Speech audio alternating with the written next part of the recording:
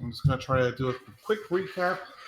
You guys were able to enter the vault in Mount Snowmere, where you met Elio, a follower of Merlin, and he told you about these keys that were blessed to the royal families, and said that if any of them were to fall in the hands, just a few might be enough to turn the tides of battle against them.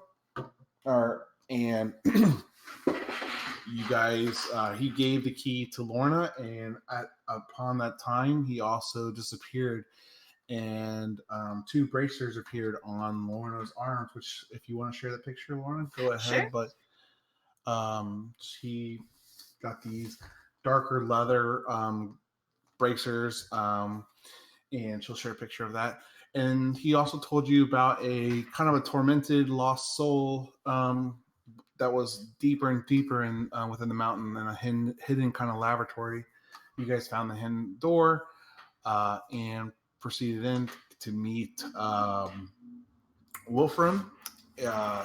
Along the way down, the only person that was observing the wind and change in the draft, the air moving around, was Skyboard. And as soon as you guys had collected yourself to move, there was one last gust of wind that put out all the lights, and then it was a battle with some spirits and wraiths that came to attack, and just tormented souls that may have something or may not have something to do with all the skulls and bones laying all over the place. You guys escaped back to the surface, fast traveled back to Dahlenberg, and upon arriving to Dahlenberg, you guys met with the council, and they talked about things that are going on in the kingdom, and eventually Faye and you all talked to try to go talk the council into considering an alliance with the what remains of the Drow society down below that still served their houses and didn't abandon their houses. And I'm gonna mess up the name every time. Menzoberran. How do you say that, Faye? You cut out. I'm sorry. Sorry, Menzoberran. Menzoberran. Oh, okay, I wasn't that far off. So Menzoberran, and see if they would be an ally, as it would be mutually beneficial. A, to get their houses back in order, and B, to fight back against what is causing the division under the ground as well. You guys are still at the council, and the Queen Snow White and King Henry Charming have agreed that may be the best course of action. And you're still in the council room, and that's where we're going to pick up. Did you guys have anything else to say in the to the council at this time, or anything else you want to discuss with anyone there? No. Okay. At this time, you're going to hear Doc say that we had a visitor, and who may have some more enlightening news to share with some of the recent events. And at this time, you're going to see the big doors, and we'll make a loud opening, and a very diminutive figure walking through these great grand doors walk out alongside with some of the Obsidian Guard. And Anika, I'm going to go ahead and let you kind of walk up and introduce and kind of explain what your character looks like.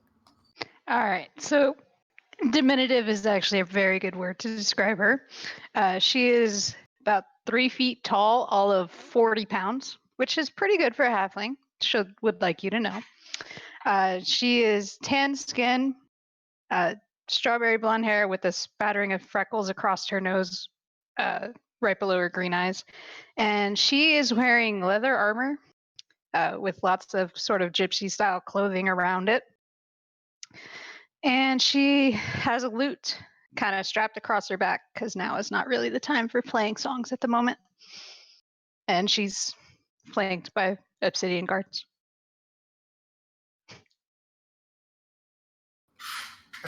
So Doc is going to kind of gesture you over and say, come here.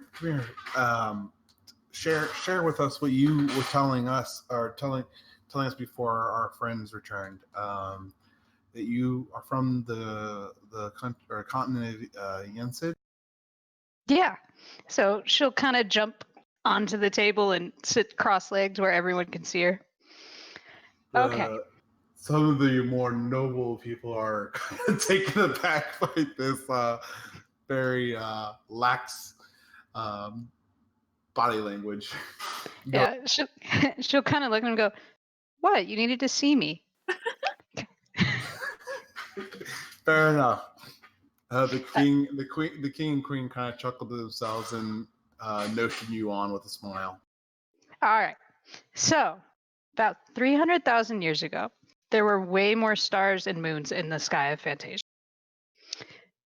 However, at some point, the stars kind of started to blink out, and as she says that, she's minor illusioning this whole tale animated in front of her. Whoa! So thanks. So the stars, they started to move and disappear until eventually there was a really, really bright light across the skies, like flash. And one of the moons was gone, and the other was either basically shattered into a bunch of pieces. Some of them stayed up in the sky, some of them started hurling towards the ground, which, as you can imagine, any normal farmer of such was terrified until there was another flash of light. And a man appeared and stopped them. Most believe this is the first sighting of Merlin, which I discovered in a village that we all kind of forgot existed. So about 2 months ago, the stars started changing again. Now, obviously, there's still a moon in the sky, so that hasn't happened yet again. But after seeing that, I kind of decided that something needed to happen. And about a month ago, when you guys became you guys, I'm indicating the people that are obviously not the nobles. Well, I decided to come here and figure y'all needed some help. And to see if it was connected to the stars and these marks of Merlin that exist. And he left some artifacts, which you probably already know. Would it happen to be this? I show her the bracers. Yeah. She doesn't even move. She already saw them. Huh. Mm-hmm. Yeah, there's rumors that when Merlin left, he left behind these great treasures that were given to the families and were supposed to protect the lands. Where'd you find that? We found it down below Mount Stonemere. Huh. Yeah. Cool. So I'm guessing that's this family's treasure then? So one could assume. So Brahmin, you guys have talked to him before. He's a Dwarven Lord on the council. Very crude, black and gray hair streaking through it. And he's kind of responding like, there's never been 3 moons. There's only been 1 moon with evidence of possibly a second moon. And then Doc kind of murmurs some stuff, and they go back and forth a little. It is possible. And Do I go ahead. Do I have those astrological maps? You have some etchings of them, like where they put the paper over something. You could probably show some of those carvings that you found. Yeah, so she'll pull out a notebook. She's like, sure they do, and show the etchings. Are you passing those around the table? Mm-hmm. So Brahmin kind of, once he gets them, yanks it a little bit more forcefully, not really believing you, and then kind of looks over it and slowly changes his facial expressions to be like kind of like I told you so situation towards him and come up in this place, and hands it along to the rest of the table. some of the other council members that you guys have talked to, Saray from the land of Sunos and Fano, also take a look at it, and they take a longer and more studious look at it, noting the symbol of Merlin that can be seen on the figure that kind of came from the sky, the man from the sky, to kind of fill in the details and come to the same conclusions and that you share with them, Anika. And they look over at Doc and Grumpy and stuff like, how do you guys not know, or how do you guys not know about this key and the artifact? And Doc and Grumpy and his brothers kind of look at each other like, I have no idea. We no reason, or why would we not get it when we were the custodians of the key for so long? And they kind of look at the rest of the group saying, did you all receive anything else besides from when you received the key? I received the bracers with the key. The bracers are probably the key, aren't they? Do you still have the key? I do.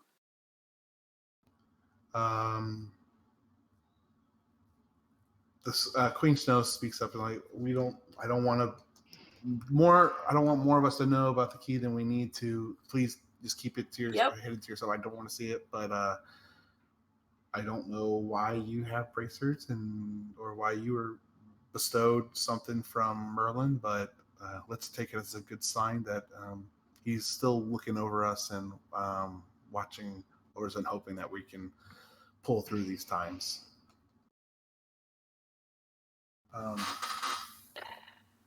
So, Lady Anika, can you share anything else, or could you maybe help these heroes that are kind of Destiny's kind of thrusted itself upon them, but they've done very well so far, and they've been helping us a lot. Would you be able to guide them and share some more knowledge with them on their quest if they would have you?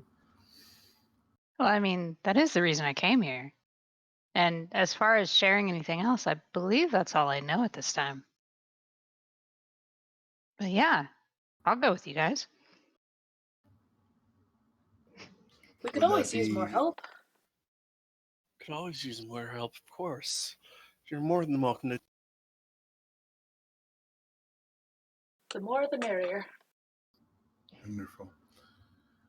Well, I'm going to call this council a close. If you all need anything before you take off, please come see me. But I do know the journey to Menzo runs. I can't say that. I'm just calling it Menzo. I know That's fine. the path to Menzo is a long and dangerous trek. It would probably take you guys a week or two to make it all the way there. I would probably recommend that you guys, rest, collect yourselves, take care of any business you have before you go deep, below the mountain again. If you need anything else, just please come find us. And after that, they'll stand up, and the rest of the council will kind of stand up until the king and queen leave the room, and then you guys are free to do what you like in this room.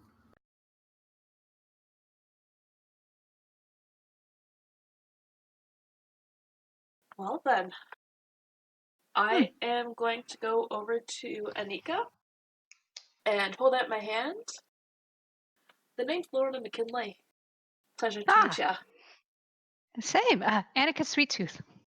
Pleasure.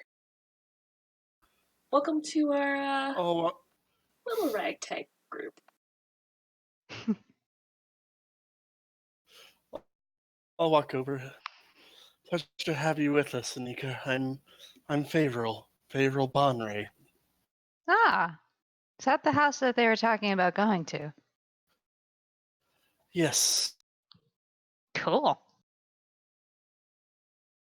Yeah, you just missed a little spectacle there, eh?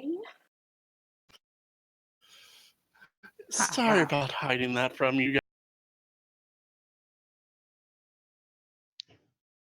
Spectacles can always be repeated. That is true. Otherwise, the world's just boring. I quite agree with that. As do I. Well then. What to now? I need to go find a shop. Oh. He And Time the to Wolfram shop. needs Go ahead, Wilfred. Sorry. well, he's going to drop off the little device to get his head fixed. Ah. That would be good. So he stops off by Annika, shakes her hand. I'm Wolfram. You wear a lot of colors. Yeah, and you're made of metal, she says, kind of like knocking against your hand with her other one.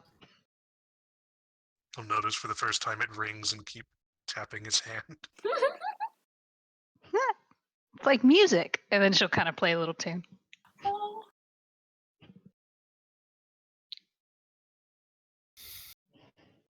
That's adorable.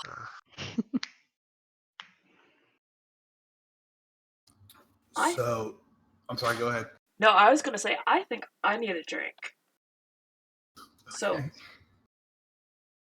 wherever. Okay, so we're splitting the party. Of course.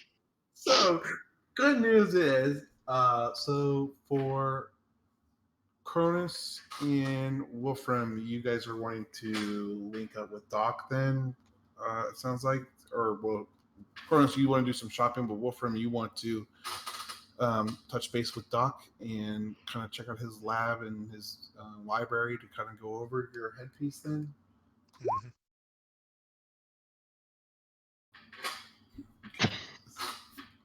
What was that? Before we separate, I'm going to ask Lorna for some gold, since I am a monk and I am broke. Absolutely not. You can. Yeesh.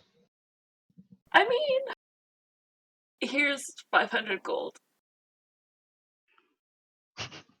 Because, yes. All right, thank you. That was a crazy persuasion roll. Yeah. So wait, why did Lorna tell Chronis no? I mean, she gave him 500 gold. Because she could. Because I could. And, you know, I was hoping you would make him work. I mean, he's my drinking buddy. He's my pimp fight buddy. How can I say no to that beautiful face? That's fair. He just owes me a drink later. With the very money you gave him. Yep. Mm-hmm. And I'm holding you to it, Chronis. Oh, it's all good. Uh-huh. So Doc is there, kind of splitting some pieces of paper together and collecting his stuff from that he brought to the meeting, and kind of packing his bag. He then makes his way over to your group and goes, "Well, you guys seem to keep multiplying. Originally there was 3 of you, now there's 6 of you. But maybe that's all for the best. The more in our favor, the more we get Fantasia back to the way it used to be."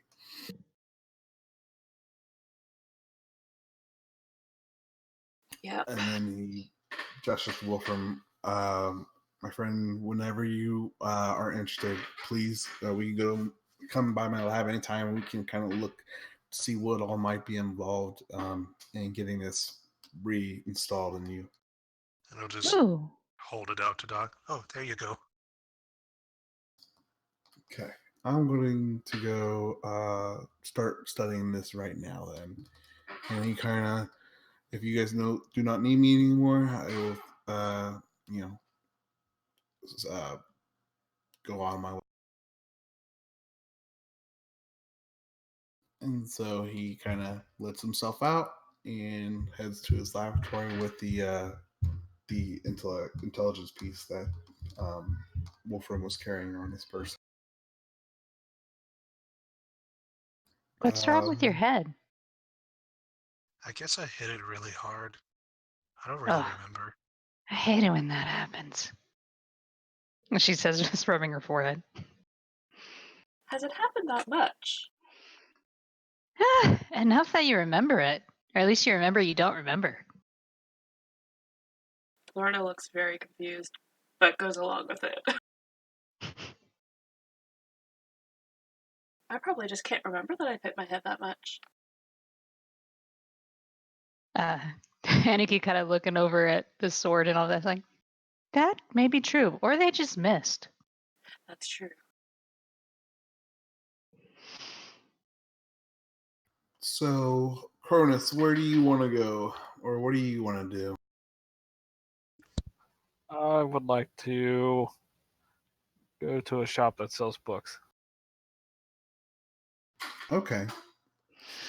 The best store, let me find it for you, is probably going to be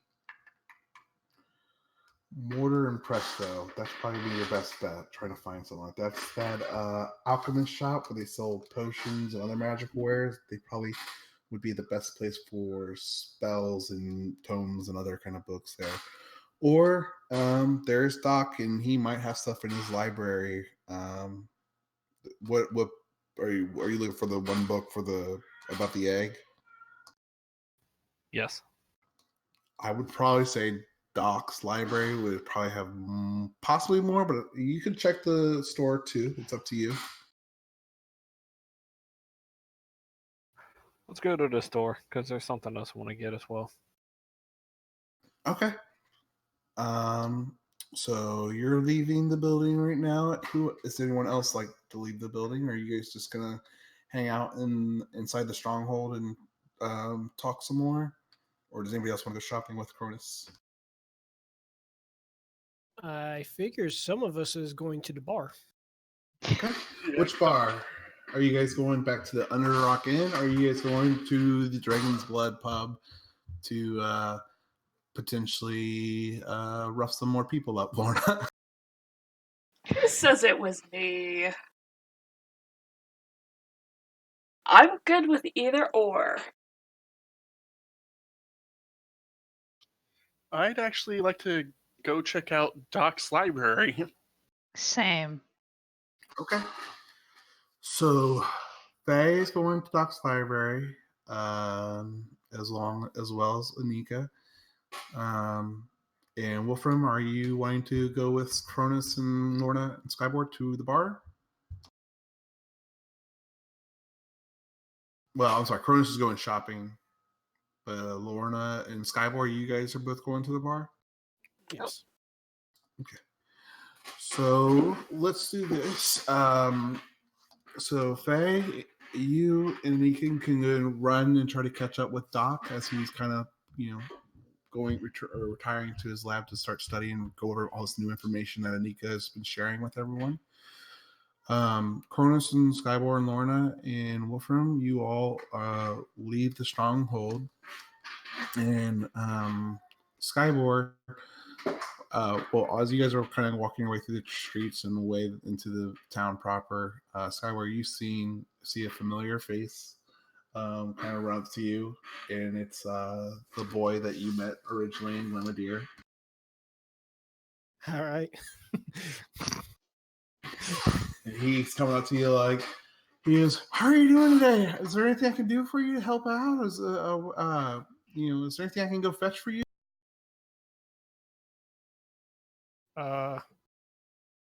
No. You haven't hurt no horses, have you? No, of course not. I was kind of hoping you might be able to, teach me a thing or two.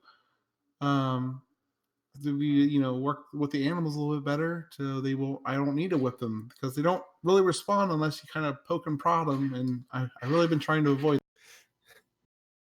Skyboard has his eyes closed and is shaking his head sagely.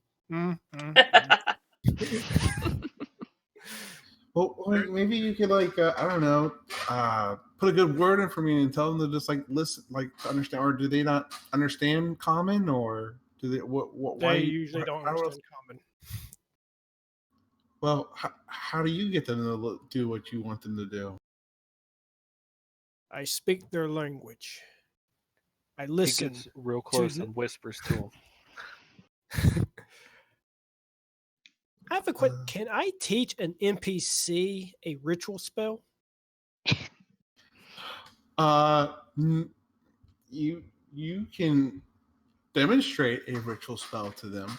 Okay. I will do that. Okay. Skyboard is going to put his hand on top of the kid's head, and this kid's short too, ain't he?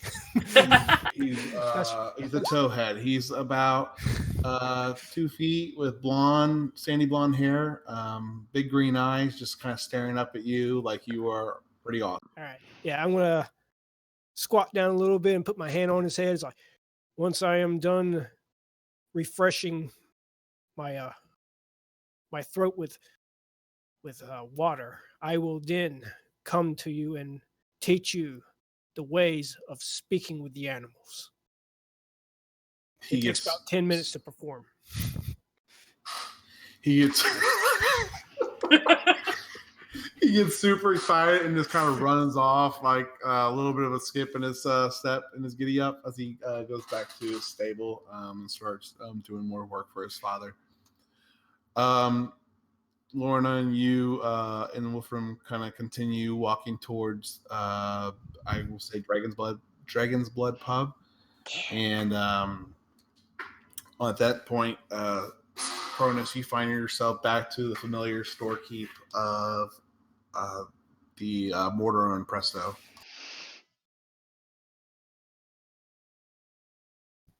Alrighty.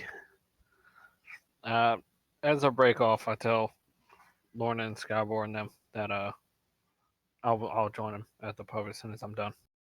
Sounds great. Won't start a fight without you.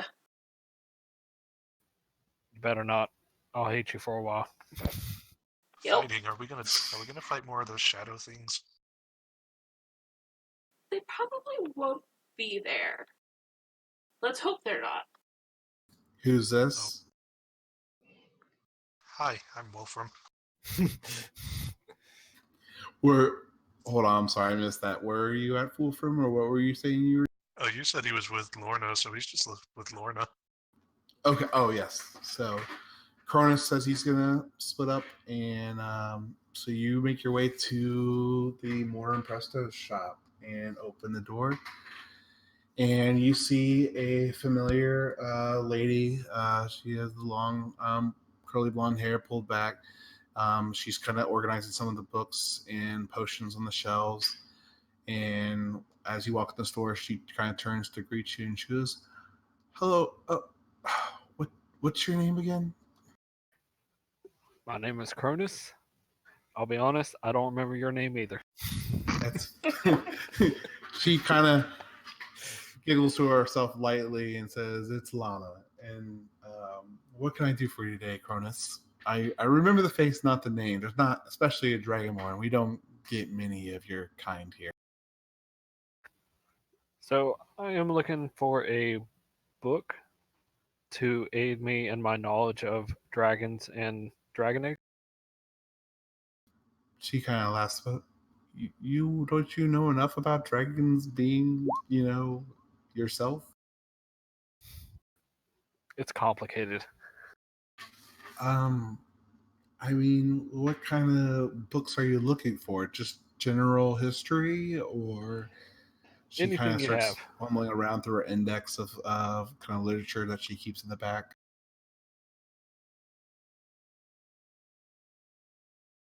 What was that? Anything you have, and then I'll pick and choose from there.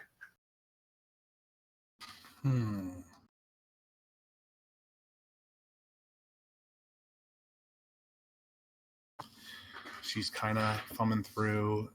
I have dragons, ABCs. I'll take it. I have. I already said I'll take the first one. You can stop.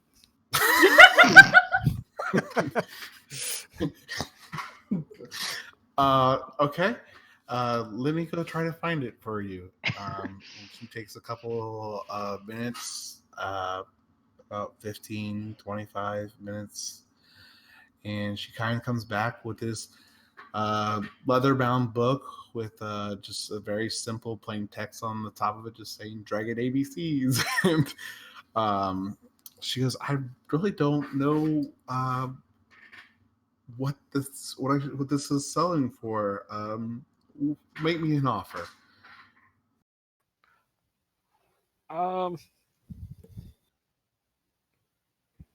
much do some of your other books cost? It depends. My books on like alchemy and herbs and nature, those can go for close to 25 gold. Some of my other texts that are not as deep and as extensive can go for around 10. But I have things that go on sale as low as 1 for just simpler, more manuscripts or simpler textbooks. Well, how about we do? I'm also wanting to pick up some small glass vials, and then let's just add that into the cost. Some small glass vials. Yes. Okay, yeah, I have some of those. Let me see. And she starts back to her shelf and kind of fumbles around again, some stuff, and goes through. And of course, they can't find a price for.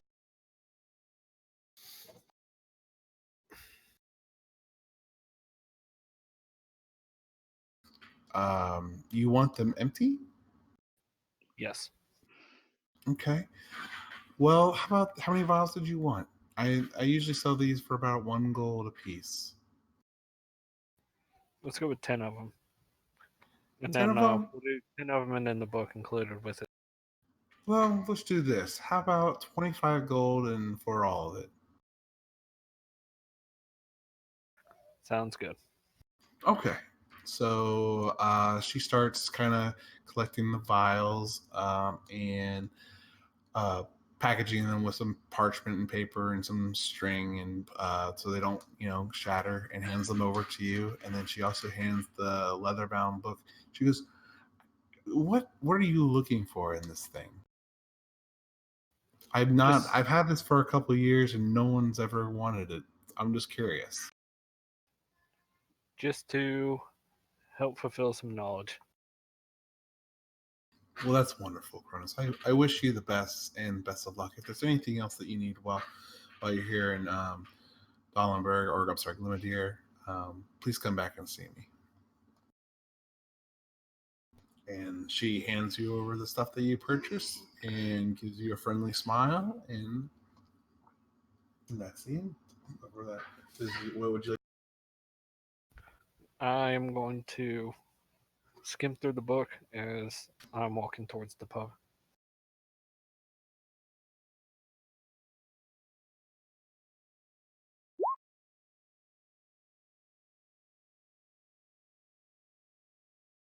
Okay. I'm going to real quick warp over to Faye and Anika, who have caught up with Doc, and you guys are walking down the halls with him towards his lab.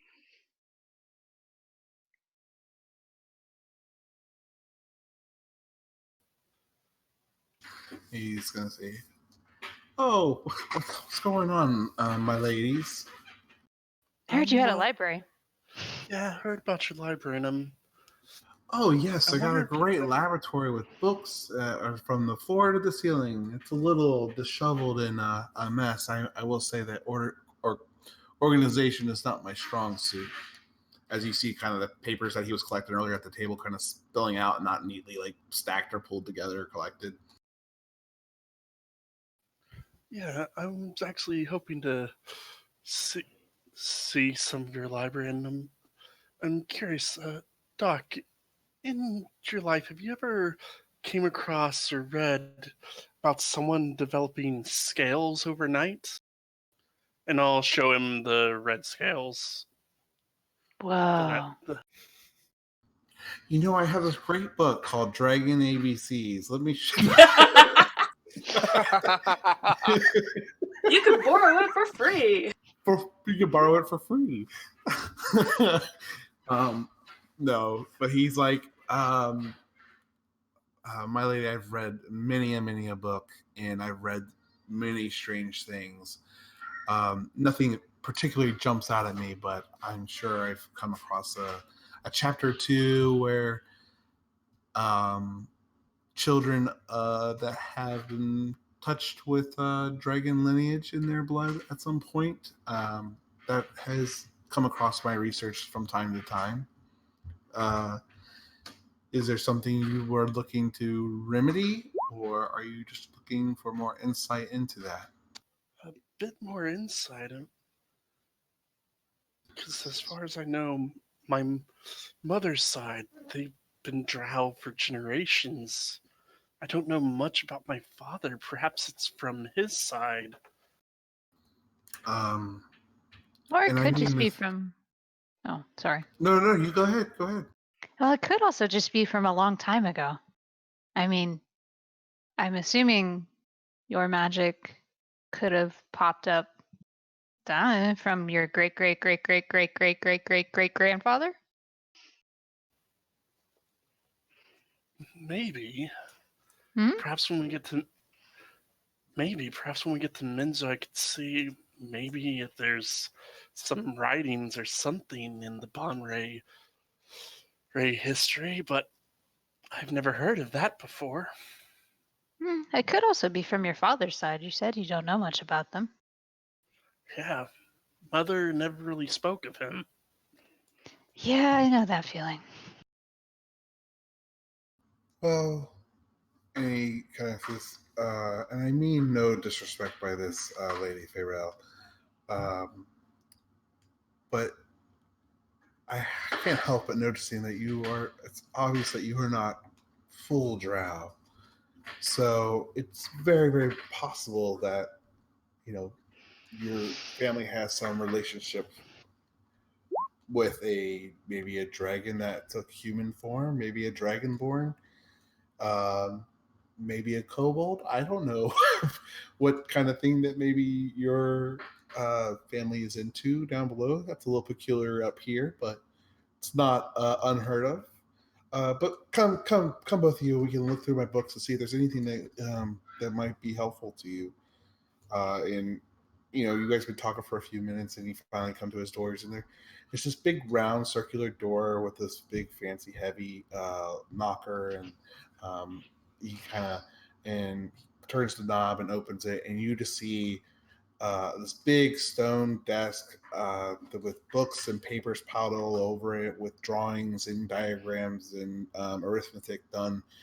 Some on papers, just some actually onto the stone itself, like he couldn't have been bothered to grab it. You see kind of books on the floor that are kind of piling up with paper sticking out, and then the bookshelves, from the floor to the wall, kind of books falling off. Some look like they're missing. Just no rhyme or reason really to his organization at all. You both are welcome to look around and read at your leisure if there's anything specific you guys were looking for, or maybe there's something going to help answer. And he goes ahead and pulls the intelligent piece that Wolfram gave him and places it on his desk in the middle of his table, and the little free working space he has kind of pushed papers and books and other tools off to the side to kind of give him a little bit of a working space.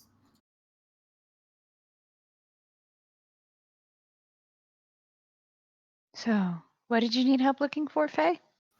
I guess we could start with that. Doc, you said you had a book on dragons, didn't you?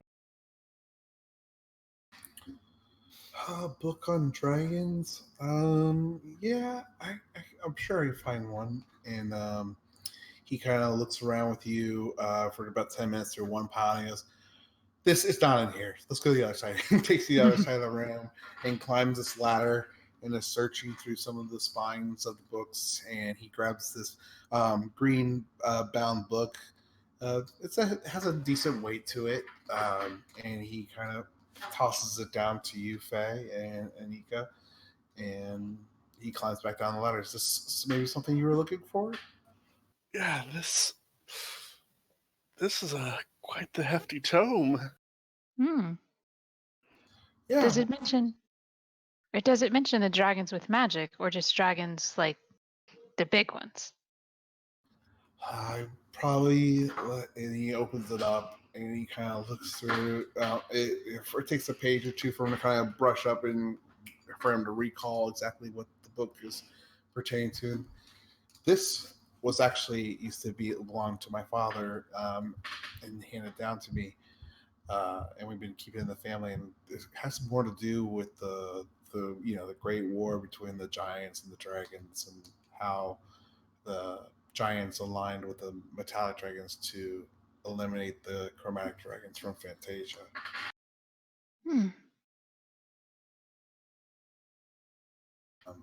He kind of goes over some of the highlights about the different elements and powers that each kind of dragon wields and uses, and briefly, and kind of gives it some flair, using some minor illusions to kind of help illustrate the dragons and their powers.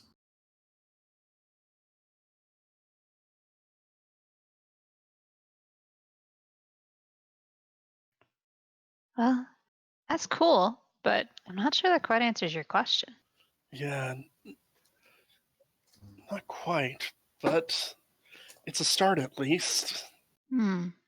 Well, maybe I don't understand. What is your question? I mean, I think I'm sorry, my lady. I'm not going to be able to find your father in these books.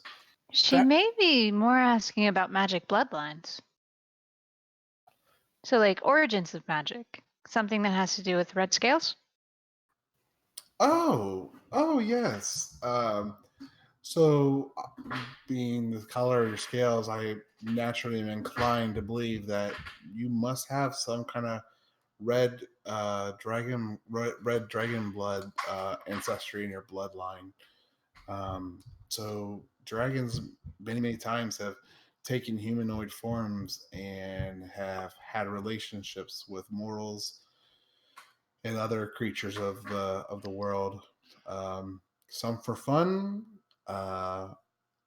Again, no offense, my lady, but chromatic dragons mostly probably did it for the satisfaction of the flesh versus the romance. Um, but yes, and that's where your friend Chronis, that species that kind of I don't know what the polite way of saying the species in this game, but that the race would have come from is eventually they're kind of stuck in humanoid form versus being able to go be a traditional dragon. And yeah, does that help a little bit, my lady? It does. Perhaps over time, probably find out more about the magic this bloodline is given. Oh, probably. It tends to be how most magic goes, I think. Mystery and all that. Do you have any book on Drow Doc? Books, Or more of like the history? Since that's where we're going? I do have some. I'm afraid it may offend you, Faye. I'm sure these books are mostly written by surface dwellers and may be a little ignorant in the accuracy, but they're pretty to the point, and very crude and non-colorful or not complimentary words. And he kind of goes through his books and he pulls out a black book with some amethyst stones kind of encrusted in it and hands it to you. Uh, yeah, I'll take it and kind of start thumbing through it. Does it seem incredibly racist? I'll look over it as well. It's pretty racist. But you guys are able to kind of go through and you're thumbing through the pages. I'm sorry, did my mic cut out? No. No. Okay. You're thumbing through the pages, and when you get to about the halfway point, a centerfold falls out. No, I'm just kidding. A map falls out. Whoa. I'm sorry. A map falls out. It's actually a kind of a crude map, and it's but it has a lot of the area of the Underdark kind of scouted out, and it shows the areas around Menzo, and it shows that Menzo is a great drow city that is surrounded by it's all underground, but there's these walls that kind of surround Menzo, and when you enter or get through those walls, those walls are like a honeycomb of mazes and stuff that lead to Menzo. And once you get through that honeycomb maze of caverns and stuff, it's this huge, monstrous opening cavern that holds the city of Menzo. Looking over the map, you can kind of you don't see any true routes through the maze, just that there are mazes there around there surrounding the city and kind of protecting it naturally. You also see this great body of water that kind of separates the city from the city on the east side leading up towards that, and it's called the Amethyst Lake. It's shows another way kind of connecting to those honeycomb kind of mazes. I forget the actual name of them. I'll find that for you. But you see another trail that kind of leads towards more proper gates that lead directly to those mazes as well. Wow. This at least could be useful. I'm not sure about the rest of this book. Yeah, the Yeah, map is definitely going to be useful. Eating drow babies. I think that's chapter 12. Like, about drow babies or how they're made? Like how drow babies are made and how to cook them and eat them. How Ew. drow mothers like That to eat their is children. unpleasant. But it's not wrong. Really? I don't know. Is it in fact? It is a little distasteful. Huh. Wow. Ew. Well, hopefully, Faye, after this is all said and done, with your help, we can maybe rewrite some of these books with more accurate, and maybe as much as these are offensive, you may admit that some of this is not complete lies and falsehoods. So perhaps we can bring a little something to you through this alliance, bring something to share some culture. Of course. Is there anything else I can do or help you guys with? You guys are welcome to read and look around for anything that you're searching for in here. I mean, Anika's probably gonna look around just to see if there's anything interesting. Same. Okay. He's gonna let you keep whatever books you find of interest. It depends on the book. Sure. Do you have anything specific you'd like to search for? No. I would go ahead and run, or just do it. Both of you go ahead and do an investigation. We'll see what kind of books you guys find that might be of interest. Okay. Finds nothing. I find every book. So you both start looking around the room just to see if there's anything else that jumps out at you.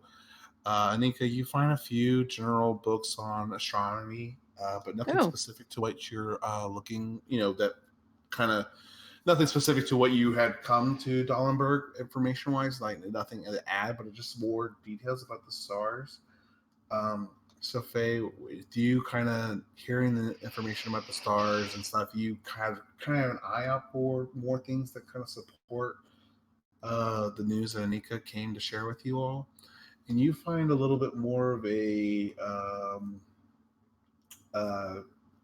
you find another textbook that kind of has some details about some constellations of the skies, and again more astral maps of how the things have changed over years, and maybe some stuff that would help in Anika's research into the star changing and patterns.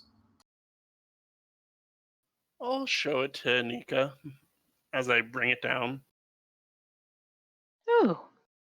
Oh, this could be useful. 'Cause, I mean, the last time all this stuff happened, really bad things happened. So, should be on the lookout. All right. While you guys are wrapping up the lot, unless there's anything else you want to do. Mm-mm. Nope, Okay. we're good. I'm good.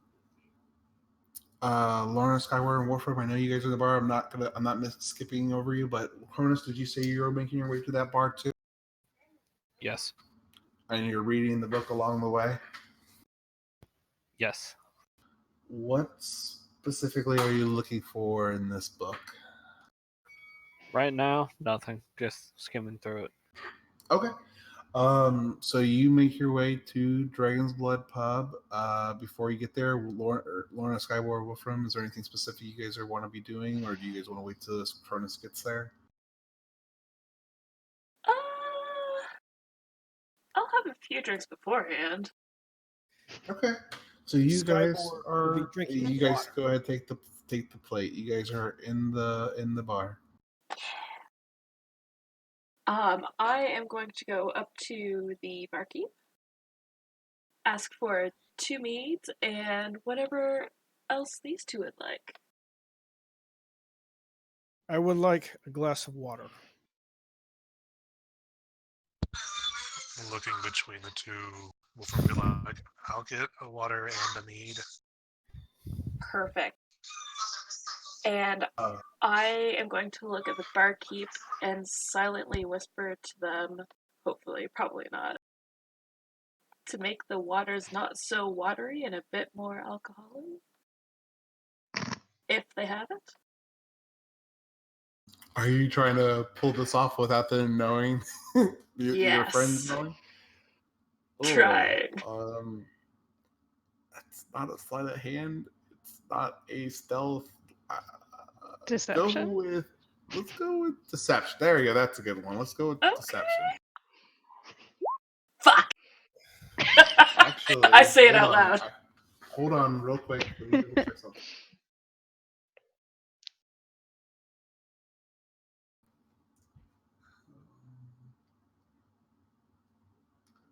Roll again.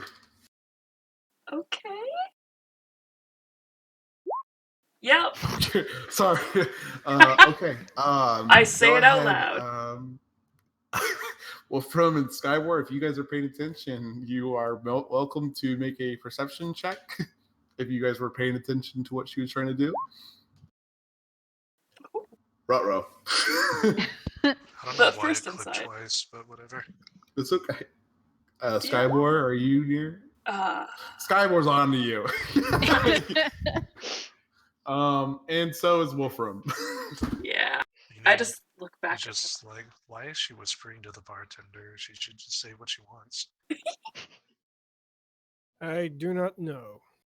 I just want water. I wink I at would the like a glass barkeep. of water. So the barkeep makes your drinks and hands them over to you. She actually kind of leans over and whispers to you, Lauren goes, I would just kind of keep to yourself. Idrid is not very happy with you since the last time you guys came here. I would just try to keep a low profile. Why are they upset? I got the money back. Because Cruel now is no longer belongs to him, and he is kind of not his pet anymore.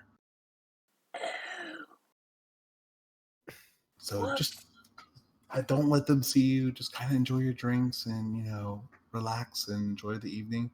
And at the time you hear, "It's you!"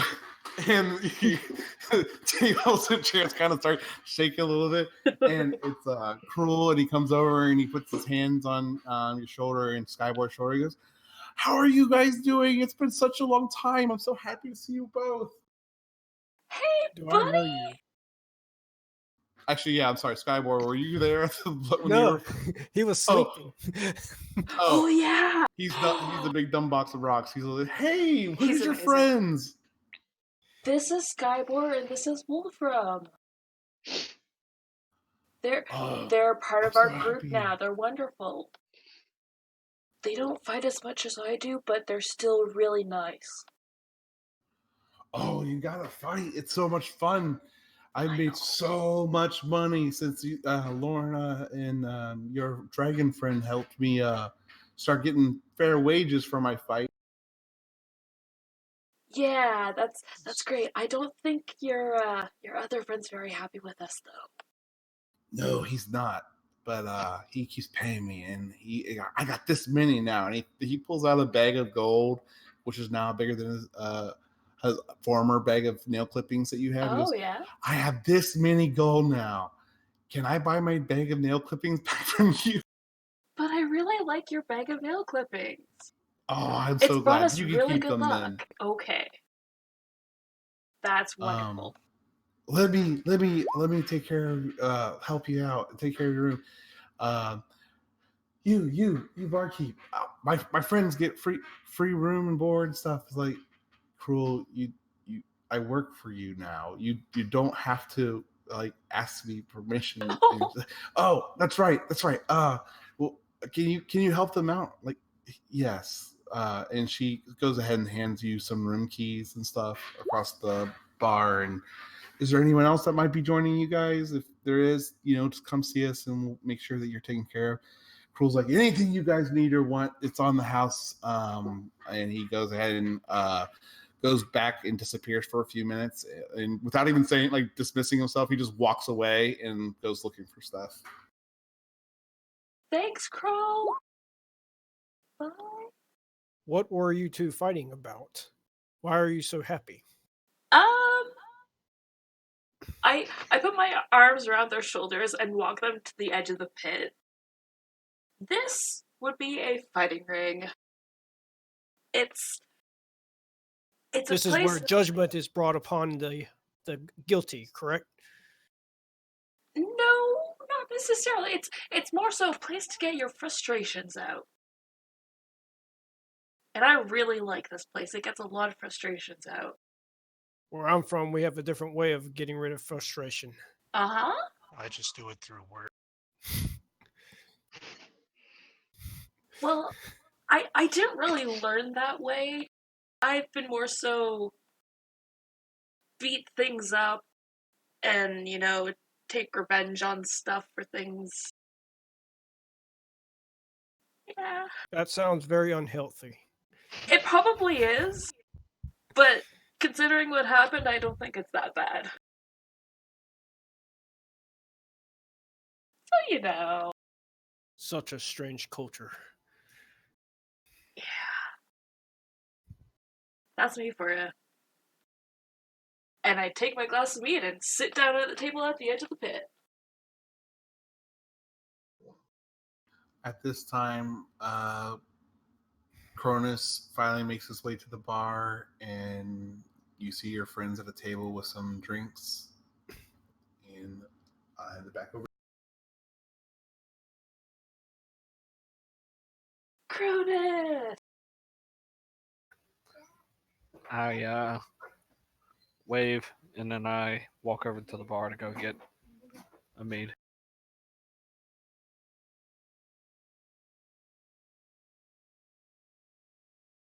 And the barkeep helps you out.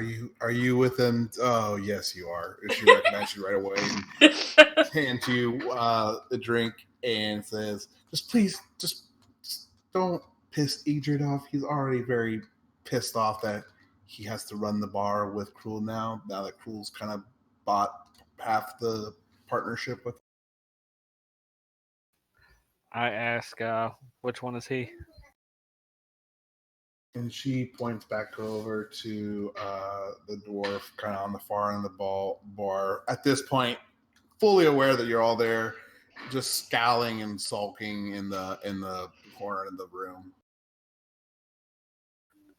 I wave to him. He looks away and acts like he's he acts like he's maintaining his conversation with the people around.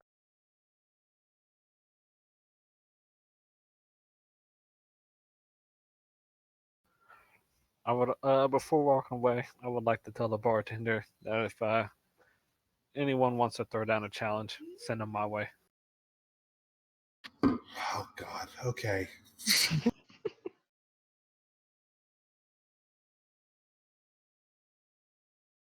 I'm just looking at Chronis like, you gonna get one for me too?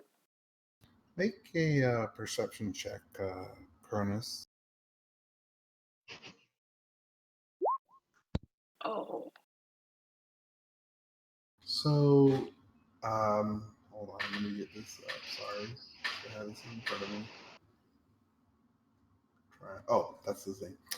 You, all surprised, you feel a firm hand grab your shoulder and almost pull you around, and you see a familiar dwarf with shaved side hair, sides of his head shaved, sporting that kind of mohawk look again. And you recognize it as the guy that you mopped the floor with last time. That used to be the champion of the pub, Gurok, and he's looking at you. I've been looking for you and waiting for you to come back for a long time. I want a rematch. I'm gonna walk away from him and just go ahead and jump in the pit without him even saying anything. He does his machismo peacocking move and leaps over the pit too and rips his shirt off, and he is in the pit with you. Actually, I'm going to back up a second. But right before I jump in, I'm going to take my gauntlets off, hand them to Lorna, and remove the dragon egg sling and hand that to her as well. Oh, okay. And then give her 100 gold and tell her to put it down on me if they'll take it. All right. I go over to Crawl. Hey, Crawl. They're starting the fight over there in the pit. You taking bets? Oh, yes, we are. And but I don't know. I don't really do the numbers. And he looks over to the barkeep, the lady that you've been buying drinks. She does it. I don't trust Idrid anymore either. So I just let her do all the math. Okay. I go over to her. 100 on the dragon board. Takes the bet, and she rings a little bell next to the side of the bar and says, "We're gonna have a fight match." Come on. And she says, "I'll pay whoever wins 2-1 odds. This is the hero of the wall, so be careful. No one's allowed to die. If you kill each other, you forfeit all money." Okay. So the bar kind of gets way more excited than she is about announcing this happening, and everyone starts to crowd around the ring to watch you two kind of face off again. Some of the people that are common, what's the word I'm looking for, regulars, recognize the both of you and are starting to tell the people that are less familiar with the bar who you guys are. People recognize you as the heroes of the wall, but they don't realize that this is kind of like a grudge match of Gurok wanting to take on and reclaim his title. Looking at him, Chronis and Lorna, you can see that he's been kind of working out and kind of trying to get, rebuild himself to kind of compete again. So it is. Let's pull up the rules for the fight pit again. I pasted them into the homebrew. 5 rounds. You roll. Strength or athletics, or acrobatics. And you may do things before there to give you an advantage, such as you can try to intimidate, use a sleight of hand to kind of cheat, or you can try to do some kind of performance to rally the crowd to give you an advantage as well.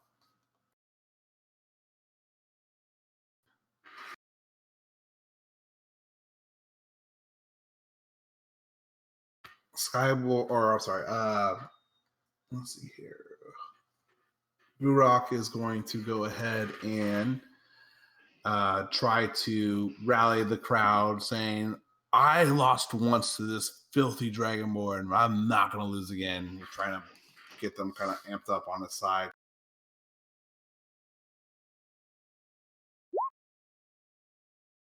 Okay.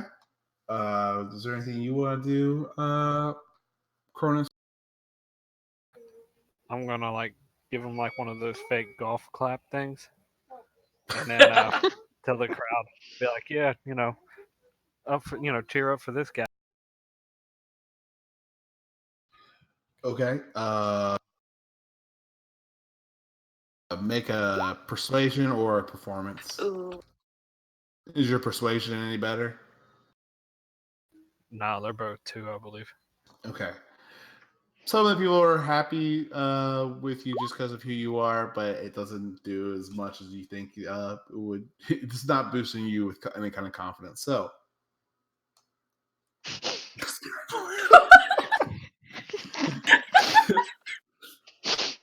oh my god, I love it. All right. So go ahead and make a acrobatics or athletics check. Let me see. What's acrobatics is dex or acrobatics is dex, athletics is strength, right? Okay, so it'd be strength.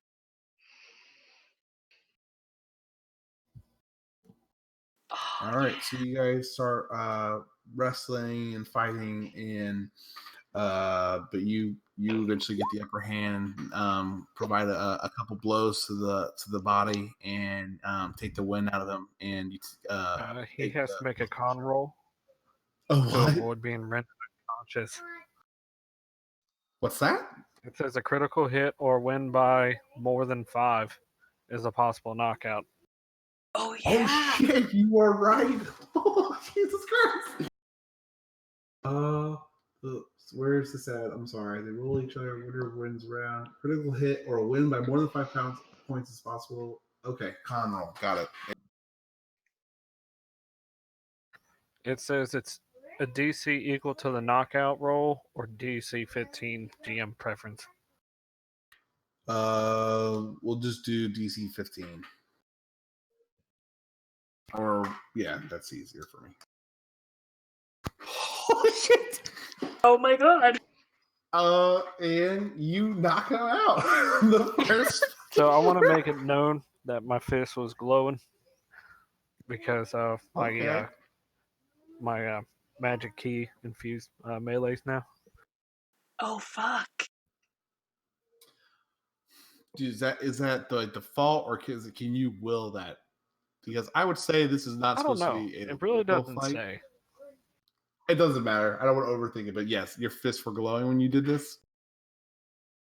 So when you were beating the shit out of him, he was trying to react, and you just kind of pummeled him. You nail him with that final punch across the face, and he just kind of dizzily steps back until he collapses on the ground, and not anyone makes a room or makes a sound. You're gonna get, because you knocked him out in one round, you're gonna get 500 gold for that.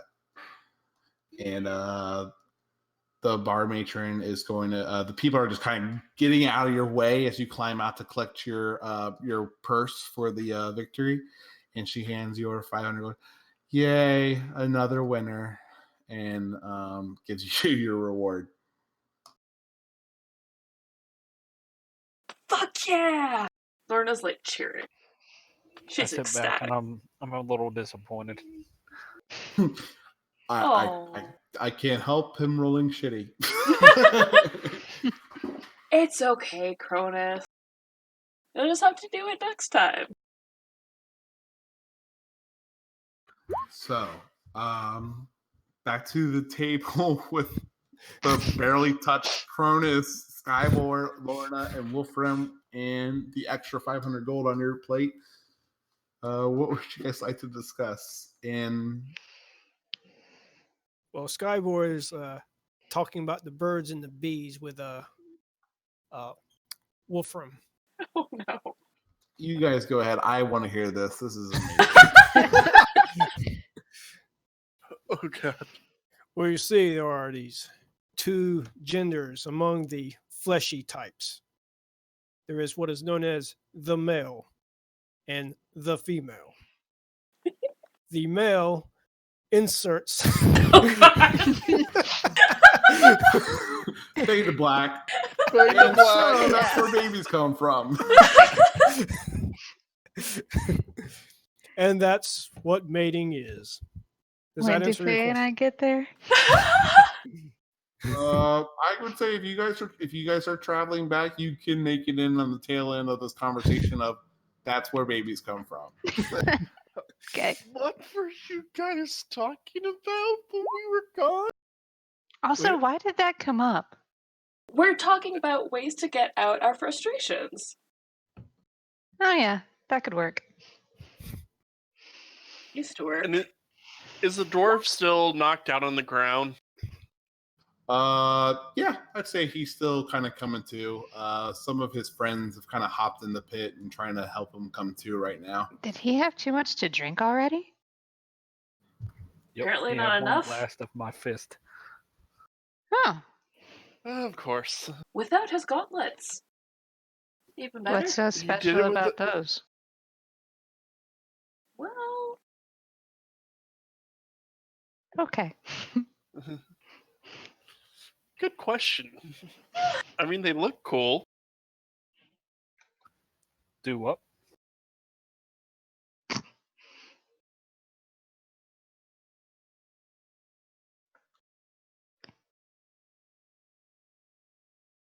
uh,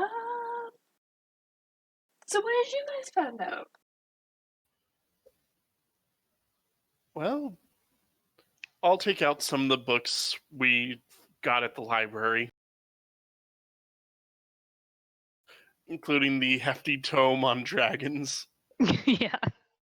That is not ABCs.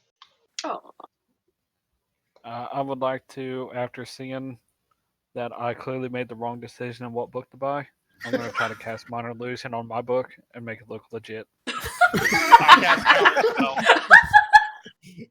oh Can no. I just see if that was a minor illusion? Your book is still respectable, Chronis. It has things. Well, you don't know yet, but it possibly has things that the other one doesn't have. Oh, that looks cool. Anarchy will take it and start to read it. If you'd like to stealthily do minor illusion, go ahead and do sleight of hand. Holy Yup. shit! Oh, Yeah. So go ahead and you guys can roll a perception unless you just want to let this happen. But the book that you bought, the book so that you close. bought, Cronus, looks like bigger than theirs. You know, because size matters in books, and has a way more professional spine and stitching on it. The letters are a little bit more fancy than simply ABCs, and it just looks way more professional. Can we check that book out, Cronus? It looks pretty good. Oh yeah, Anarchy tried to take it from him. As soon as you touch it, Annika, your hand goes through the size of it.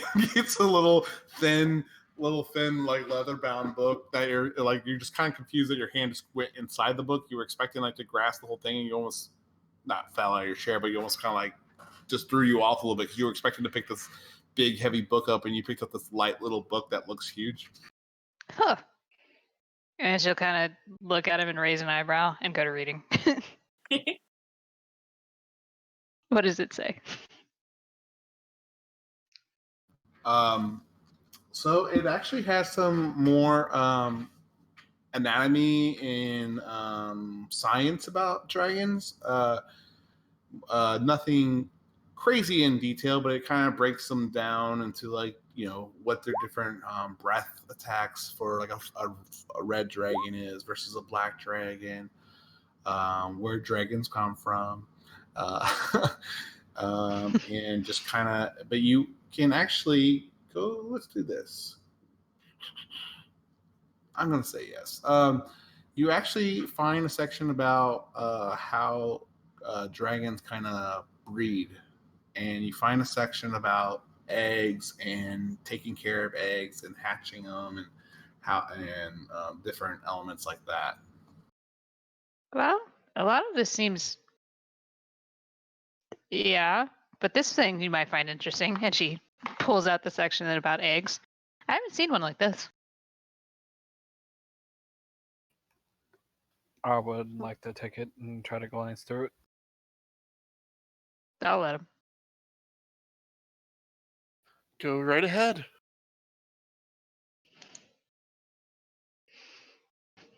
So you find kind of the details about how different kind of chromatic dragons or different types of dragons require different kind of care and maintenance, and how they do require to be kind of tended for to help a healthy dragon kind of be born.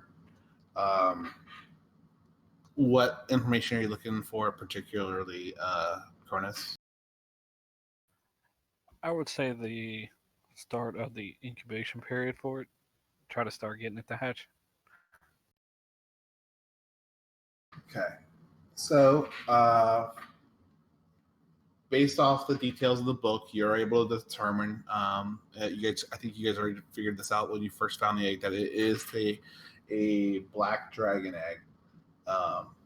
That it's kind of incubation. You'll find out that its incubation time period is about a year, and it's a year and a half.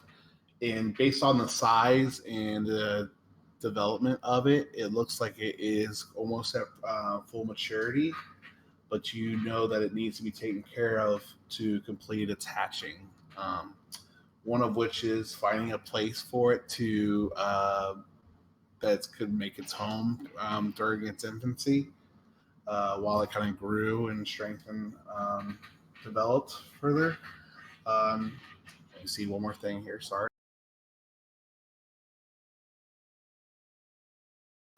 And and you'll find that in the book that black dragon eggs have to be or immersed in acid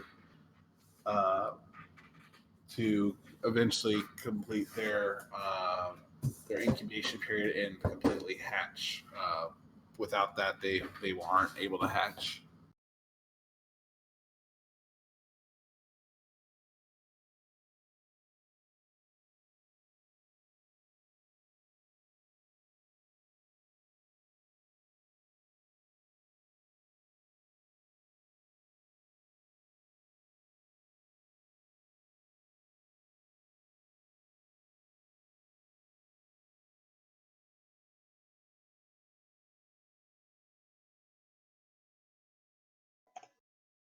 You guys can go ahead and keep talking about what you guys are doing.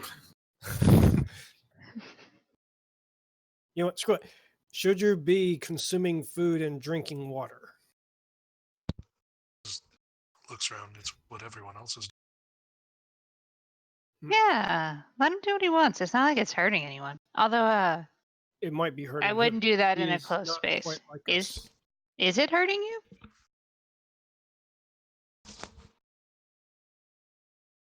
not really. Ah, let him do what he wants. I mean, it is fascinating. Where Mhm. does it all go? I think we see it. And she points to the steam. But what about the food? Oh, I'm gonna guess that the water's evaporating. Maybe it's being burned up. Maybe.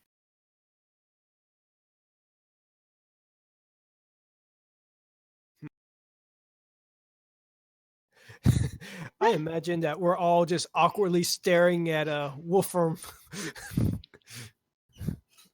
Yeah. Taking Pull notes, his comparing cowl notes. over his face. So what? Oh.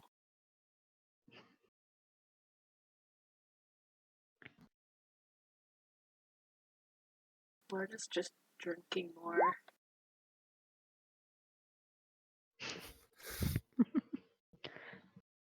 Hmm. so Do you guys get in fights a lot like that? Only when we really come here. So yes. Yeah. That would be a yes. It does tend to happen a lot. But I Huh. mean, we can take care of each other. We usually do. Right, Skybor? You haven't fully died yet. There has Fully? been moments. Yeah.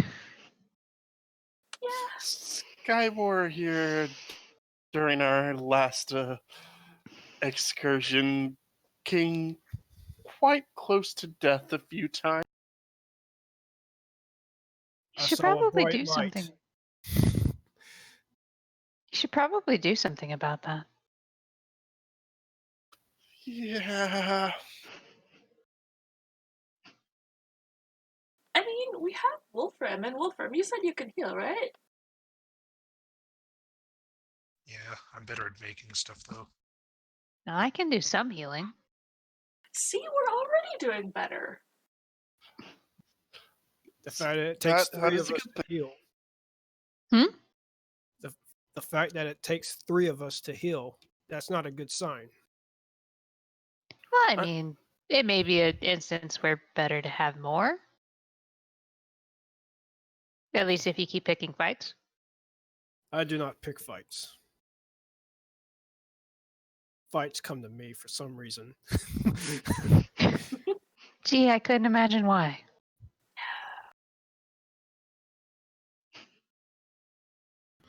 I'm back. Sorry. No worries. It's fun. I like doing it. It gets my frustrations out. So, you know. Oh, there are worse ways to get your frustrations out. That's true. I could be killing everything in sight, and that would be good. That Yeah. would be very bad. Yeah, I did that for a It while. really It wasn't would. fun. Why? I had my reasons. Okay. I normally just play songs, or write, or read. I've never tried that. I sit quietly in the middle of the field and listen to the wind. I've done that too.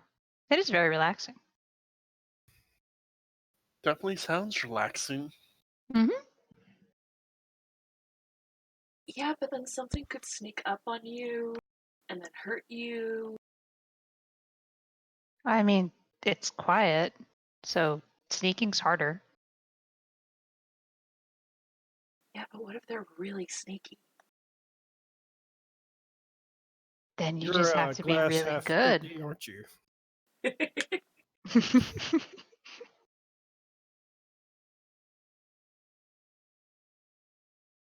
Besides, with the 5 of you around, how many people really get that do much damage? I just look at Skybor. That many, huh? Yeah. Yeah. And I mean, there was that guy with the tentacles that could attack from afar that one time. Oh, yeah. That was pretty bad, too. I look in the bag Do of I holding. Yeah, we have do like I know 3 health do I potions. know what on earth they're talking about? A You bag can of make tentacles? a what would that be? Nature or history? History, please. Yeah, history. Sure. Yeah, history. 16. You've heard of creatures with tentacles, faces that live deep below, and that are sometimes associated with drow or other underdark creatures, but and you know them as mind flayers. Are you guys talking about a mind flare? Yes. Is that what they're called? The patrons Yeah. around you already had scooted their chairs away when you had the baby talk with Wolfram, and now they're moving their chairs even further apart from you guys. Yeah, you know the things that kind of look like they have a giant squid on their mouth, on their head, with the, and she does a little hand thing where her fingers are below her chin and she's wiggling. Yeah, that was it. Yeah. That one almost got you, Faye. Yeah, it did, didn't it? It was a bad idea to kind of get away from you guys and go after it. Yeah. Wait, so you started the fight? And we Yes finished. yes and no. We were trying to save Robin. When we got to him, he was acting a bit weird. We didn't really pay it much mind, and then we went to where they were having some kind of ritual going on. Mhm. And then that's when we found out Robin wasn't Robin anymore. Ah, No, and then a brain burst forth from his chest. That's what happened? Oh, yeah, you were probably unconscious for that. Yeah, ow. that's how he died. That was fun. You can make another history check if you want to know what that might be. I kind of do. Yeah, I'm actually curious too. I may not know. I don't know if I know.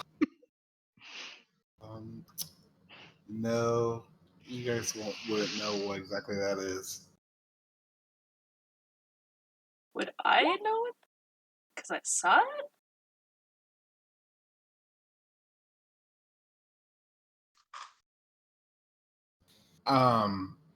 It's been probably a good hour since you guys have been in the bar. It's getting to the evening hours in the city.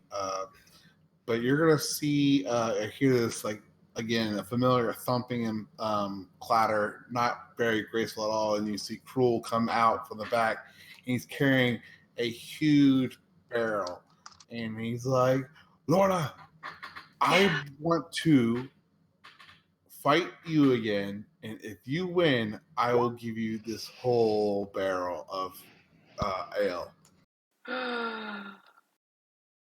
You have yourself a deal.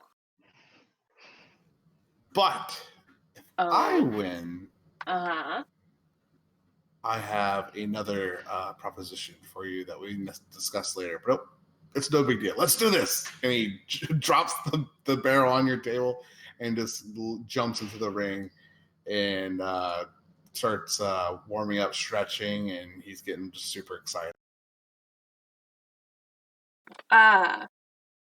Lorna, like, jumps up from her seat, takes off her sword, takes off her, like, jacket, leaves her bracers on. They don't do much, as far as she knows. And gives the bag of holding to Faye. I'll be back. Okay. Wait. What? Good luck. Rummages through the bag of holding, takes out 50 gold, put this on. I'll win this time. Yeah. Wait, you lost last time? Shh. You heard nothing. I jump in the pit. Hearing that, Anakin tries to get as close to the pit as she can in case she needs help. Yeah, Faerly wants to watch as well. So basically, I'm climbing under people's legs. I'm going to take Lorna's 50 and put it on her, and then I'm putting 50 on Crow. Bitch. All right, so who's that's fucked up. So who's betting on who? What? Actually, before I go, I will put 10 on Lorna. You know what? I'm going to put 200 on Lorna. Oh, fuck. You better win. So I will. So 200, or let's go ahead and put it in chat real quick. So 200 from Faye on Lorna, 10 from Anika on Lorna, 50 from Chronis on Cruel. Is that right? Mm-hmm. And 50 from me on me. And 50 from Lorna on herself. Yeah. Yeah.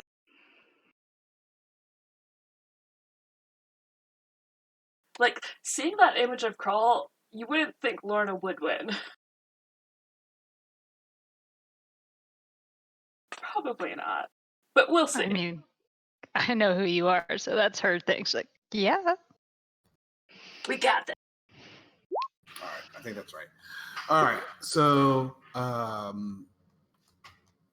Cruel is going to similarly get the crowd all riled up and start pounding on his chest and try and get the whole room psyched up.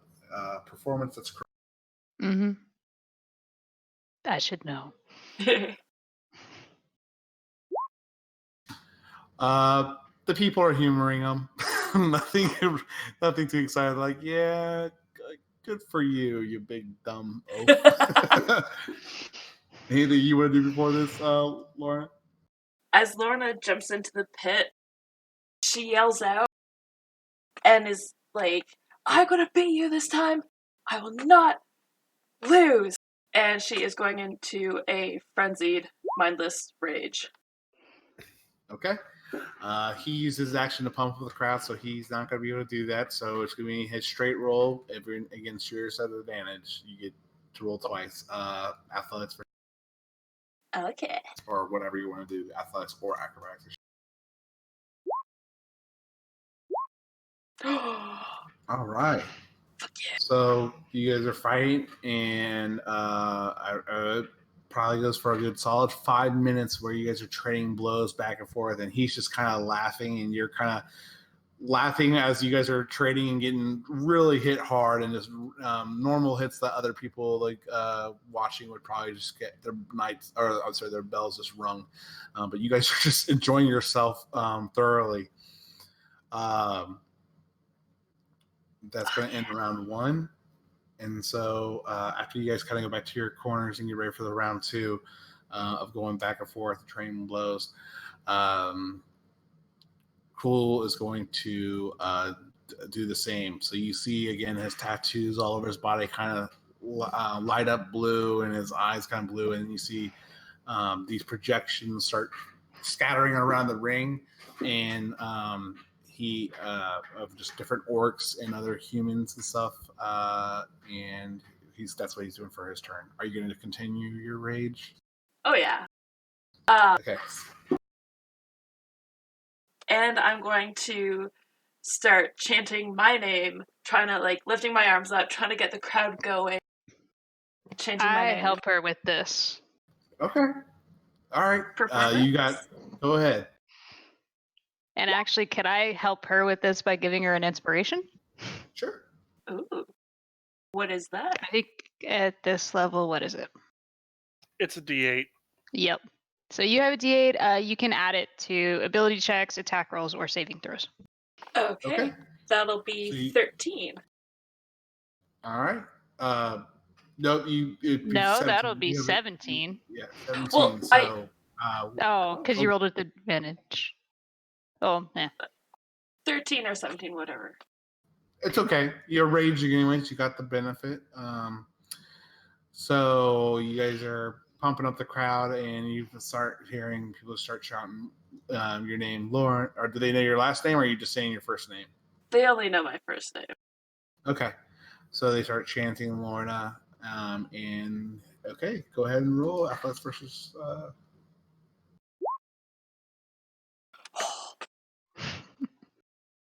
So this time, you land a really few good licks, but one time when you try to go throwing your right hook at him, Cruel kind of ducks underneath your arm and gets his other arm near your waist and flips you over using your momentum and kind of lands you on your back. And it takes the wind out of you, and you get up and you try to fight off a little bit, but eventually the bell rings and it ends the second round for Cruel's favor. The crowd's is cheering and shouting, and just the drinks are flowing even more. Not Lana, the lady at the bar, the barkeep is just trying to keep up with everyone buying more and more drinks. She's slow down. People are trying to get last minute bets in there, and it's 1-1. Like, you can't bet, the fight's already started. And that brings us to round 3, where you guys are again kind of squaring off again. Cruel is going to say, if you win, or if you let me win, I'll still give you the beer. And he's trying to deceive you. You can go ahead and make an insight check if you like. And go ahead and do it with advantage. He's being truthful, but he also doesn't really want you to let him win either. I'm not gonna let him win. I know how strong he is. I'm doing this for my pride right now. Okay. So he's going to, I'm going to say he fails, so he's going to roll straight roll this turn. Is there anything you want to do?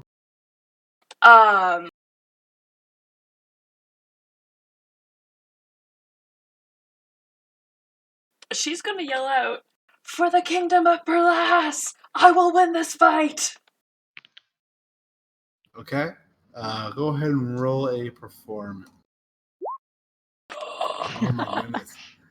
So you people are continuing to shout your name, but it's some people start chanting or people are chanting Lorna, but then a few people start chanting "Hero of the Wall," "Hero of the Wall," and then go ahead and roll your athletics for. Okay. Are we just doing straight rolls because we're both raging? He failed his action. You succeed, so you get advantage. He's just going to do a straight roll. You get advantage. He gets a straight roll. Okay. Fuck. So, again, you guys go for a while back and forth, trading blows, and eventually Cruel comes off on top for the 3rd round.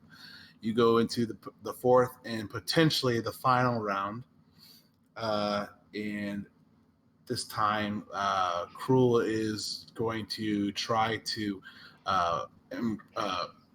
pump up the crowd again some more, and he's going to start chanting his own name, try to get people to buy in.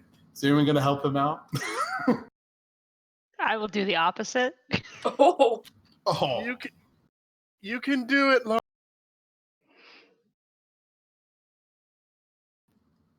All right.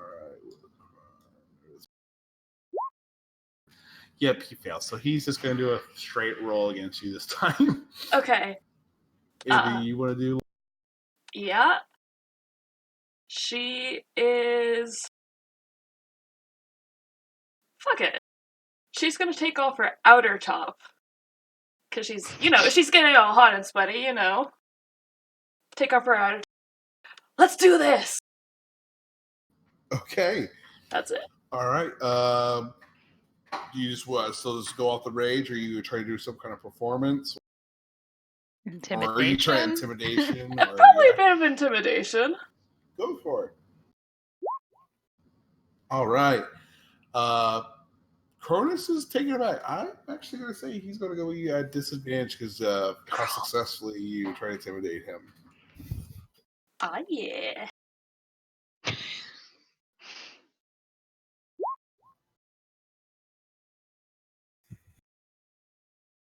I'm just going to do 2d20 and then add 5 to the 1. That worked. So 13. Ooh, 13, which is less than or more than 5. It is. So we have to do a DC of 15, right? Mm-hmm. Oh, fuck. Yep. I changed my mind. How do I do this? Shoot. It's a con, right? Yeah. Yeah.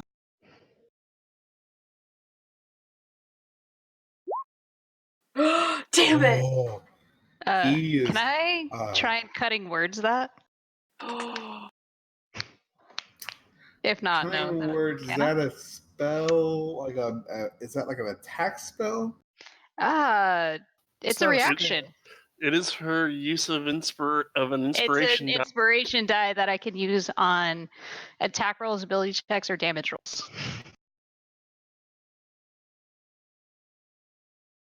If not, no. But It's not a spell. This is kind of like a mini game. okay. Well, I must say, Actually, I'm going to step in and put my hand on her and say no. That's not how either one of them want it to happen. All right. yeah, I don't know. What, would you want that to happen, Lorna? As far as I know, she doesn't now. That's what I'm wondering. I kind of want to coin flip it, but Chronis, are Probably you stepping in and saying something? Yeah, I'm stepping in. Okay. Are you going to listen to Chronis? Mm-hmm. Okay. He knows her better than I do. This will make things more That's interesting. tricky. I kind of want to let that happen just because there's no reason why you wouldn't be able to, but okay, that works out. Okay, so Lorna, you win that. We are going to final round. He looks pretty beaten and bruised, but he still just got this big dopey kid smile. Like, this is so much fun. Oh yeah. And he's kind of favoring one side of his arm. It's not as limber as the rest of his body. He's kind of laying more dead to his side, but it's still used. It's not broken or anything. He's just really sore. He just kind of lets out another kind of roar, and his tattoos kind of light up again, and those astral projections surround the ring one last time.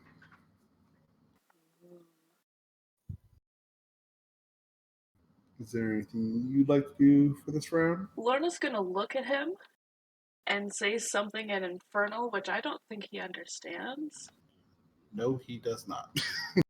and just look really fucking scary. Does anybody else know Infernal? I do. Shit, you guys. That's what she says in Infernal. Shit, you guys. So you guys, Help I don't me. got this. I'm gonna yell back in Infernal. You can do this. Fuck yeah. Yeah, hearing this language I don't understand, I'll shout back in Abyssal. Yeah, you freaking can. She just Go looks. ahead and roll an intimidation with advantage because they're talking in Infernal too, and Girls is hearing all these people talking this exotic language. Like, what the fuck is going on? Yep. You can do it. Yes. All right. Go ahead and you roll with advantage. 17. I will say he will do his. Or no, I'm sorry. Go ahead and roll your athletics versus acrobatics. Okay. Regular? No, you get advantage. Okay.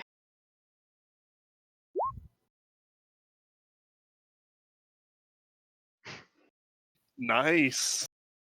Yeah. Yes! All right. Is So he knocked it's out? close. You guys are fighting, and eventually you get him on the ground, and you right when the bell rings, and you are the victor of this round. The room explodes. It's such a close fight. Everyone's just ecstatic. Krull jumps up, shakes your hand, and kind of, if you allow him, like kind of tries to lift you up on his shoulder just to celebrate you. And Before he does that, I go and hug him and pick him up. oh, okay. Yeah! You pick him up, and you guys are both just like enjoying the moment and the camaraderie of a good fight. And you guys climb out of the ring, and he goes, "This is all for you and your friends, the big ale. Please come see me whenever you have time. I have more things to talk to you about. But please enjoy and drink up, drink up." Yeah! And he kind of punches a hole into the ale at the top of it, where you just like start like filling up your glasses and stuff. And I hand a glass to him. You earned it, bud. Good fight. All right, so it went the whole distance. So let's just do straight 2-1 then. Where are you at? I wrote it down so I wouldn't forget. There were a lot around. You remember? I won 10 gold. I bet 200. So you get you have 400 gold now. Faye, you have 20 gold. Anika, Chronis, you lose 25 gold. And Lorna and who else bet? I'm sorry, Lorna, you bet 100 gold. I bet 50, so I get 50. 100. So you have 100, and then I'm forgetting someone. I think. Skyboard, did you put any money down? Skyboard don't know much about money. He just knows how it works, but he ain't big on it. Okay. That's why I still have 13. I have more gold than you. I have a lot of gold now. All right. If I forgot someone, please let me know. Otherwise, I think we're good.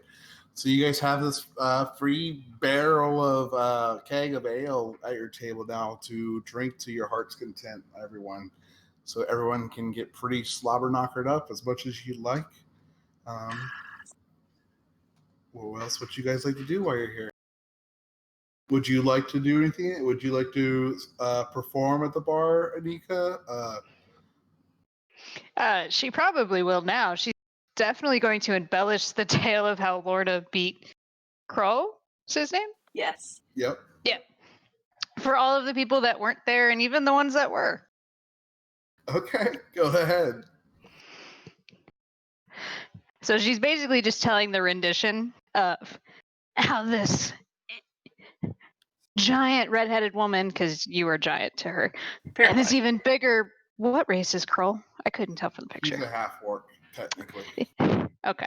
The even bigger half orc fought like blow for blow, but somehow this slightly smaller human, now that she looks at it, beat the big guy. And then she starts throwing in how like Lorna's fist was glowing and Kroll had these little birds floating around his head, which she will then minor illusion around whoever she's telling it to. And just keep going like that as people get progressively drunker. Her story will get more outlandish to where it sounds like two dragons ended up fighting. This is a song you're telling? It'll turn into one, but it starts as stories. Okay.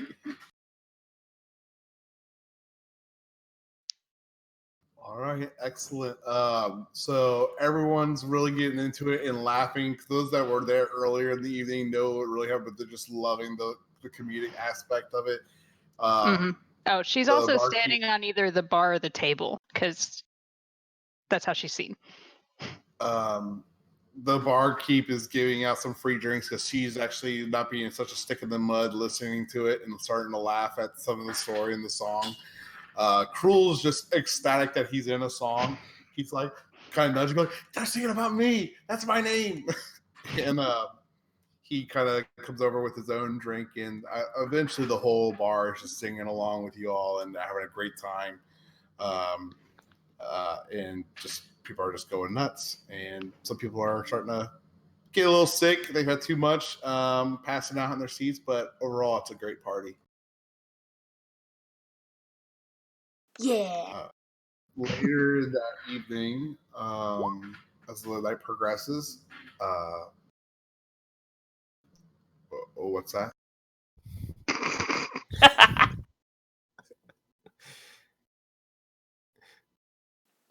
Chronis handed me some gold, and I said, "Thanks, mate." And Skyboard's about to launch into another birds and bees tale. All right. So, Skyboard, it's getting later in the evening. You're going to go find this child in the evening. Yep. So, I guess you're going to the house and you're knocking on the door? Yeah. I mean, it's not late, is it? I mean, the sun is like just up, ain't it? No, it's getting to be in the evening now. You guys could spend a lot of your day, but it's getting to be evening, but there's still time. He'll wait in the morning. Okay, you guys have a couple. I mean, you guys have a couple days here in Deliberations if you want. You don't. Yeah. It's what you want to do. So you guys. Okay, so you guys are at the bar.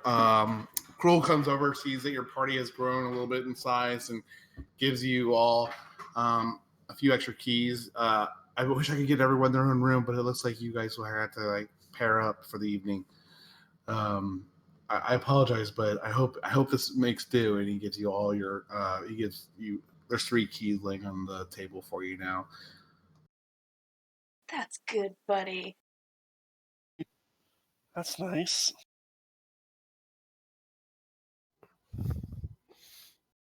That should be plenty.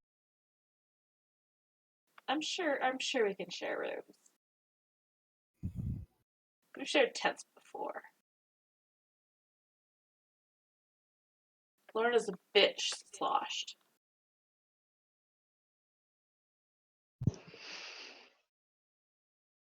So, is there anything else you guys want to do tonight?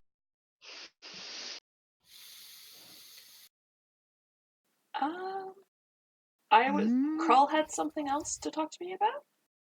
Oh no, that's if he would. She's still curious. She would go and talk to Krull about that. What was that other thing if she lost that she would have had to do? Oh, I really didn't have anything. I just wanted to talk to you. Oh, thank you.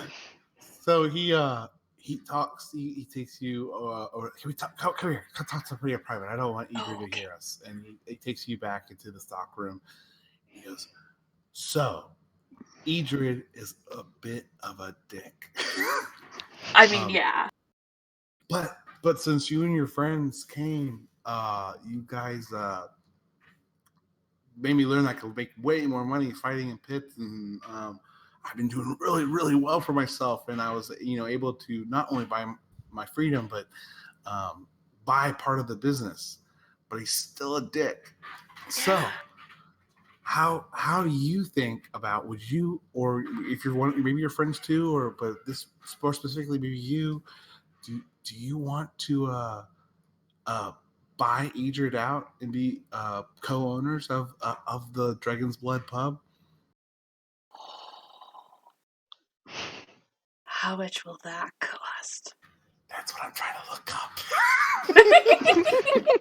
Come on, you did a That's a whole good campaign with question. us on that. I should know by now. I should text him and be like, hey, can you text me that? Oh, I probably have it. D&D Economics 101. Oh god, there's so many ways. I mean, I'm looking for investors. I think I could probably buy him out for, him to kind of fix this place up a little bit. We did 1,000 gold in the campaign. That's what I'm thinking based on because of the loan that we had to take. Yeah. So if you, I don't know, you could do. If you buy, I probably could buy them out for 2,000 and get you probably 10% of the profits if there's any profits. And he sounds just ridiculous because he doesn't even know what a profit really is. From your time here at the bar, the real brains of the operation is Edred and the barkeep. Mm-hmm. She kind of keeps Edred honest with Krull now. Yeah. Well, you know what? Let me talk to my group. I mean, I have all the money. Oh wait, I didn't take the bag back, so I can't do it right now. But let me talk to my people, and I'll have them talk to your people. Have my guy call your guy. Yeah. Who's my people? Your people is you. Oh, okay, yeah. So wait, that sounds wonderful. 2,000 and 10% profit. That'll get rid of Edred, and I think I can get you 10% profit. Can we do it for 1,000 and try that? I'd have to talk to the bar lady, but it probably wouldn't be as high of a percentage of the take. Oh. Okay. I'll go talk to my people. 5%. I'll go talk to my people. Okay. Yeah. I come stumbling back. Okay. Sit down. And the party continues. Yep. I'll jump up on the table of our table now because I'm done telling all of the drunks our song and tales. That is not what happened. Yes, it This is. is not what happened. It is a nice version. It's a nice tale. That's totally You see, what. when you tell tales, embellishments is like adding gravy to meat. The point is, the meat is still the same. I didn't try to say this was chicken instead of beef. I just said the gravy tasted better. Yeah. I still won. Yeah. You're welcome, Faye. Yeah, I appreciate that. That was a good one. Uh-huh. So, I'm gonna make this night even better. Wait, there was a competition? Yeah. And I beat him. But Faye won. A lot of money. I mean, you don't see this nice sack here? What Which I'm competition probably did sitting you- next to. What competition have you been partaked in? The noble art of gambling. It Gambling. truly is a noble art. The noblest of arts. How does this gambling work? Well, you say you're playing a card game, or like what Lorna and the other one was doing with that little competition they had down there. You place bets on who you think is going to win, or in case of cards, you bet on yourself. It's not a competition. Yes, it is. Because you're competing with. You're basically playing a team sport, but you only have one player. So Lorna was our player. If A team Lorna won, comprised of we people won. helping. What did you do to help? I inspired the crowd. What does that do? And I It showed helped her support. win. How? You'll see. It's kind of what I do. Seems like you just get money for doing nothing. That No. wasn't nothing. It wasn't nothing. Do you I see get these money she for should have helping. gotten the money. She did should have get gotten money. the money. Then why did you get money? Because they I thought put that money on her win. too. Exactly. If they think that I win, they put money, and they get money back if I win. Whereas if she would have lost, we would have lost the money. Mm-hmm. But I didn't. Which is why we help her win so that we get the money. Wait, you guys helped me win? I That's cheered what you I'm on. saying. I cheered you on. As long as that's all it was. Yes. Otherwise, this ale is not good. I have to give it back to Krull. Speaking of Krull, how would you all like to own this bar?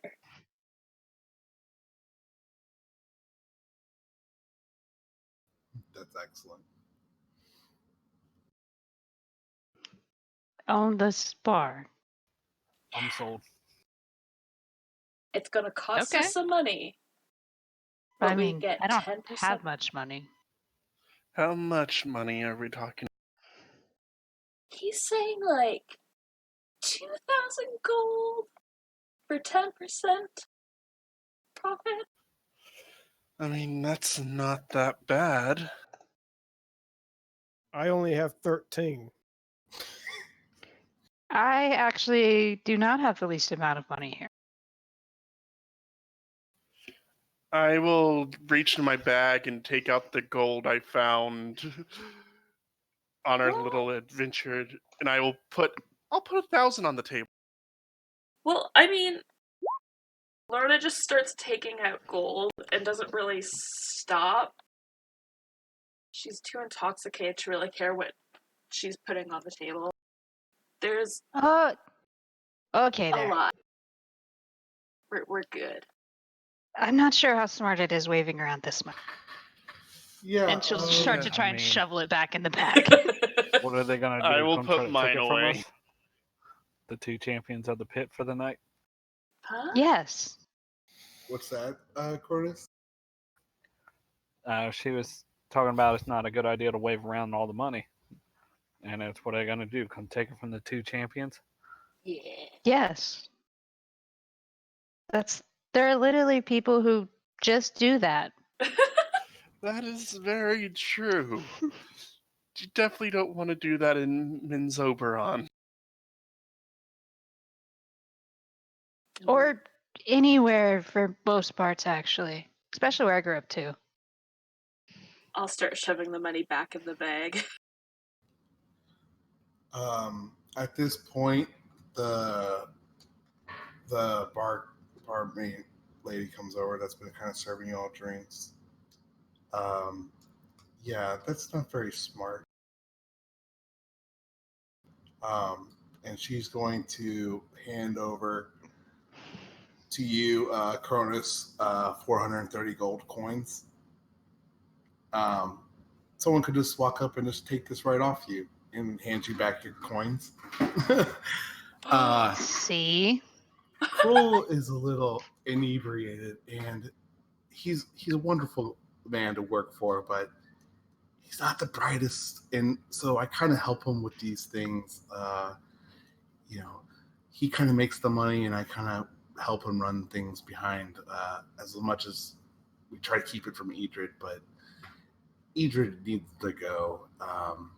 And if you guys do buy in, we can buy or we can get rid of him, and then this life would just be so much better around here. We could really kind of improve the place, maybe get a better fight ring, maybe have multiple fight rings. I don't know. So Cruel really wants the fighting to stick around. I would love to maybe put a ballroom or something, but that's not going to happen.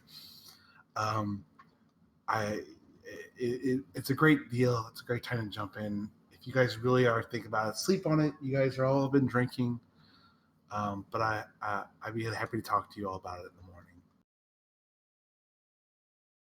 yeah, let's talk about it. Let's think about it.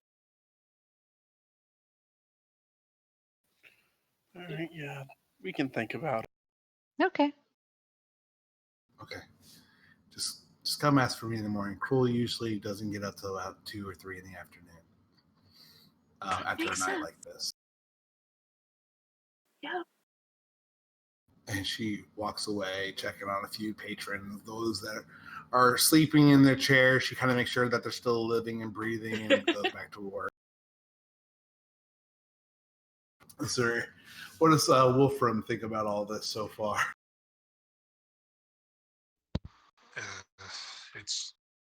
It's really confusing, but he just figures that if he sticks with his friends, it's going to make sense later.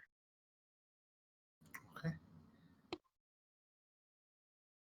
So the evening is for you guys to do it as you will, but your rooms are ready whenever you guys are ready to retire for the night. Or you guys can go elsewhere if you guys wanted to patrol the streets. It's really up to you what you all want to do. Is it like night outside, or? It's evening. Yeah, it's pretty late. Oh. Wolfram's going to go to bed early so we can get up early and go to dock. Okay. Who's sleeping with who then? That is a very good question. Mm-hmm.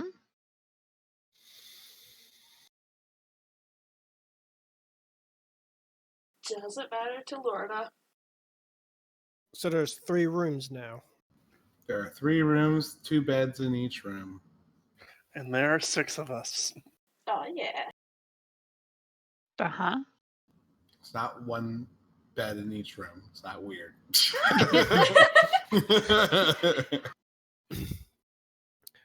Well, since Wolfram is genderless, I would say that he can share a room with one of the girls. Well, Wolfram still considers himself a he, but it's like he doesn't have genitalia and he doesn't know what this whole thing about gender is. He's just like, I've been called he. It's So- fluid anyway. Very true.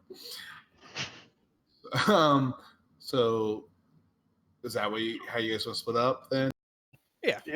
Okay, so Sure. I guess Cronus and Skywar are a room, Lorna and Passes out in a chair. Yep. Who wants to pass out a chair? That's an option. Lorna Lorna passed does. out in a chair. Lorna is gonna pass out in the chair. Nice. Okay. Between the drinking and the I'm fighting. gonna help. I'll help Lorna up to proper bed. If someone wants to help me. I'll help. Well, friend. All right. I'll help. Sorry. I got her toe. You can try. Now the question is our strength enough to carry Lorna? I got another question. Is Lorna still like half undressed from the fight? No, she would have put her jacket and clothes back on.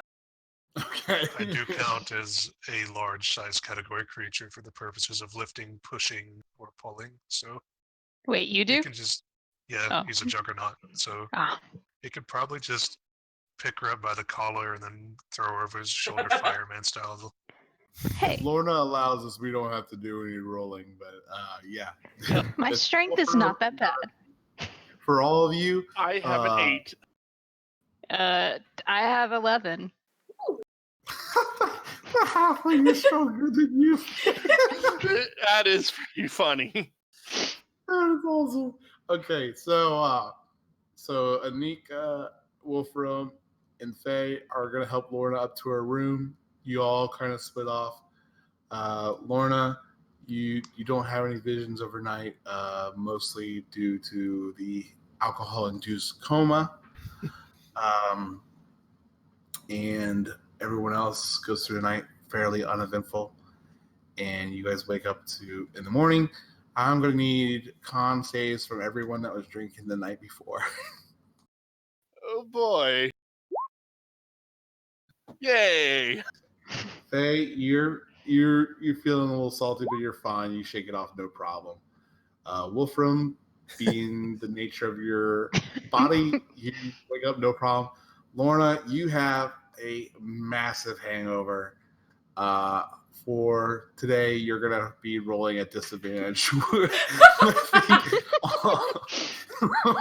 on I'll give you still all your strength and dex stuff will be sluggish, but you'll just kind of be rolling at disadvantage on intelligent based stuff or charismatics based stuff. Oh yeah. Chronis is drinking too. Chronis, you're a little salty too, but you're able to shake it off as well. So yeah, you guys wake up in the morning and do as you wish. I know Wolfram said he wants to go back to docks. Is there anything anyone else wants to do first before you kind of split up and go your separate ways around the town? Skyboy will go to the stables. He made a promise to the kid. Okay. Wolfram, is there anything you want to do besides go back to docks? Not really. Okay. Anika, Lorna, Skyward, Chronis, anything you... Or, I'm sorry, Skyward, Anika, Faye, or Lorna and Chronis? I'm just going to hang out at the bar with Lorna. But I would also like to take the time to take the vial of poison that I have with the 10 charges and separate it into the smaller vials that I purchased. So what's the vial that you have? I'm sorry? I have a vial of poison. That was from 10 charges. The drow. Is that right? Yeah.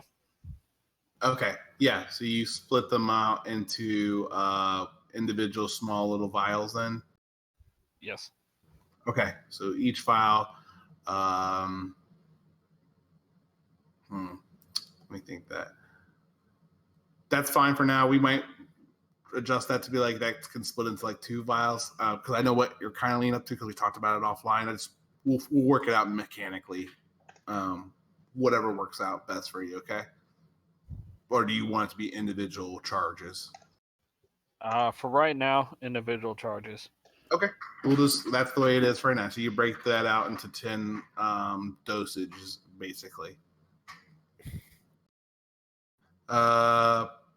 All right. Let me know if anyone wants to do anything else, but let's go ahead and just start with you, Wolfram. I'm gonna go to the magic shop or the alchemist shop. Okay. That can wait. All right. Well, I'm trying to go through each person to hopefully everyone gets to do what they want to do. Lorna, is there anything you want to do besides nurse your hangover and try to get that to go away? I'm good. And Nika, what about you? Oh, I'm using the hat of disguise to disguise self to turn into a smaller version of Lorna from the pits last night, and I'm just sitting next to her. She's looking at you That's awesome. very confused. I'm acting like nothing is wrong and ignoring you. Lorna, when did you have a daughter? I'm pretty sure I haven't. It wouldn't have happened after he. No, we didn't have any children. I follow that away for later. She's All just right. gonna go back to eating. The barkeep kind of feels a little sympathy, but glad that you guys had a good time and brings you some more eggs and biscuits over for you guys to eat and munch on for breakfast. So Wolfram, you kind of get up in the morning and you take off for back to the stronghold of Glimadir. So you leave the town and head towards Doc's lab. It's early morning, but Doc is in there, and when you knock on the door and he opens it up, he's still kind of in his pajamas. He's like, oh yeah, what's your name? Wolfram, right? Yep. Come in. I've been up late looking over this thing. It's okay. I forget stuff too sometimes. Well, there's just a lot going through my head lately. Tell me about yourself. Do you where did you come from, or do you know who built you? He shakes his head no. I just really remember waking up and then finding the room. And then Morden told me how to do stuff. Morden spoke to you. He didn't move, but he was big and made of rock.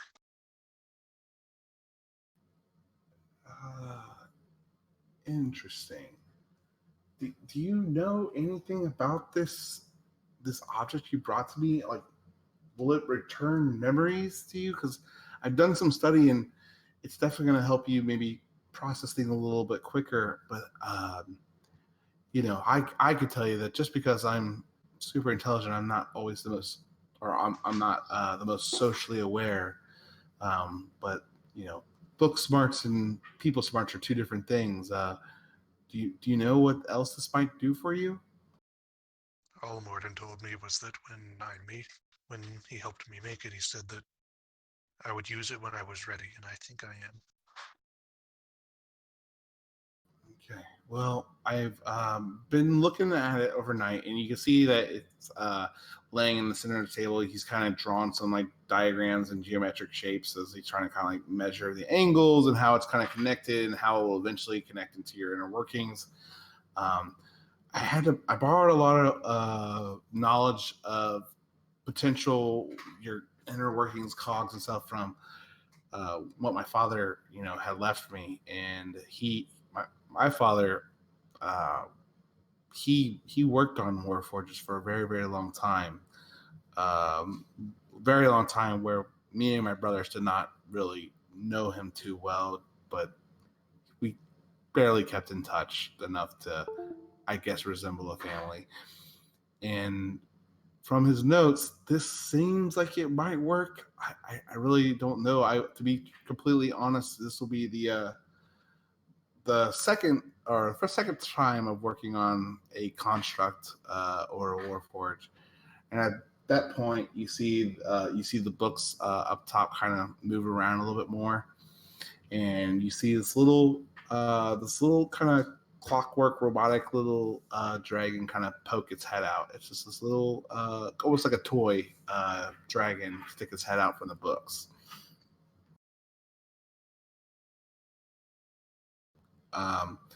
This is the only other thing I've ever worked on. It was a pet that my father kept in his time that we kind of kept in the family over time. And the dragon, he sticks his hand out, and the dragon kind of comes down. And his name is Gizmo. And he says, I've never worked on something as complicated as, and he just kind of gestures to all of you. Do you trust that this is going to work, or are you okay with me giving this a try? I don't know if it's going to work, but I know that I want to try. Why don't you hold him? Maybe that'll help while I kind of work on you. And he pulls a seat out for you to kind of sit down by his table. And he gestures for you to just take a seat and remove your hood. He does, and he just starts kind of playing with Gizmo, I guess. Gizmo reacts to you kind of playing with it. His eyes kind of up and down. A little mechanics are kind of moving around to allow the whole it to be animated. And all of a sudden, the room just goes black to you. Like you just can't see anything. You can't hear, and you feel like you're kind of frozen. And you all of a sudden just kind of feel this almost like a little electric jolt kind of through your body a little bit. And Doc's like, oh shit! A few minutes pass by a little bit more, and you finally get your vision back, your motor skills back, and Doc is kind of patching your head up and placing your cloak back on his. And he comes back around with you sitting down. He's still looking up at you, even though you're sitting, and he goes, "Are you there, Wolfram? Are you okay?" Hold up, Okay, so Wolfram will place down the little construct toy or clockwork dragon, and he'll just look at his hands and around the room, and then it'll start to process all the memories that came back, and he'll put his head in his hands. Not to lie, it's mostly because of shame.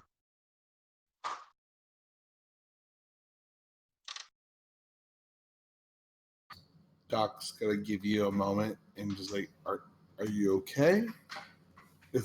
Are you still with us?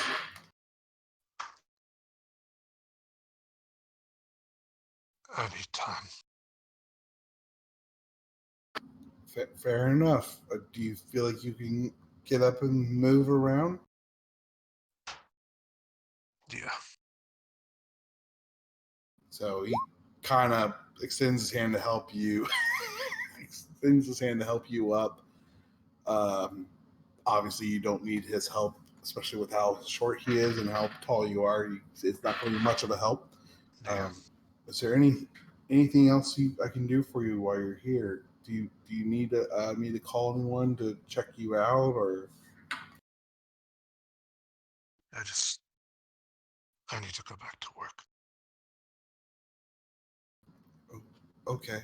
And he's gonna kind of, I guess, walk you to the door and say goodbye. Yeah. Before he does leave, he'll turn to Doc and say, I had a correspondence with your father. Pen pals, you could say. Oh. I never met him, but from his writings, he was a brilliant man. What? How did you know him? How do you know him? We worked on something. Interesting. Well, if you're up to it, I'd love to hear more about it. But if you need time right now, you can just come back and, I guess, talk to me when you're ready. I will. Okay. So, is there anything else you want to do? Go to the forges, work. He's got a Nom nom nom nom nom nom. Okay. So there is a forge that you find inside the stronghold. It's more so for the Obsidian Guard, where they kind of maintain and craft more weapons for the guard. But there is also a blacksmith in town. Let me pull that up so I can tell you the name of it again.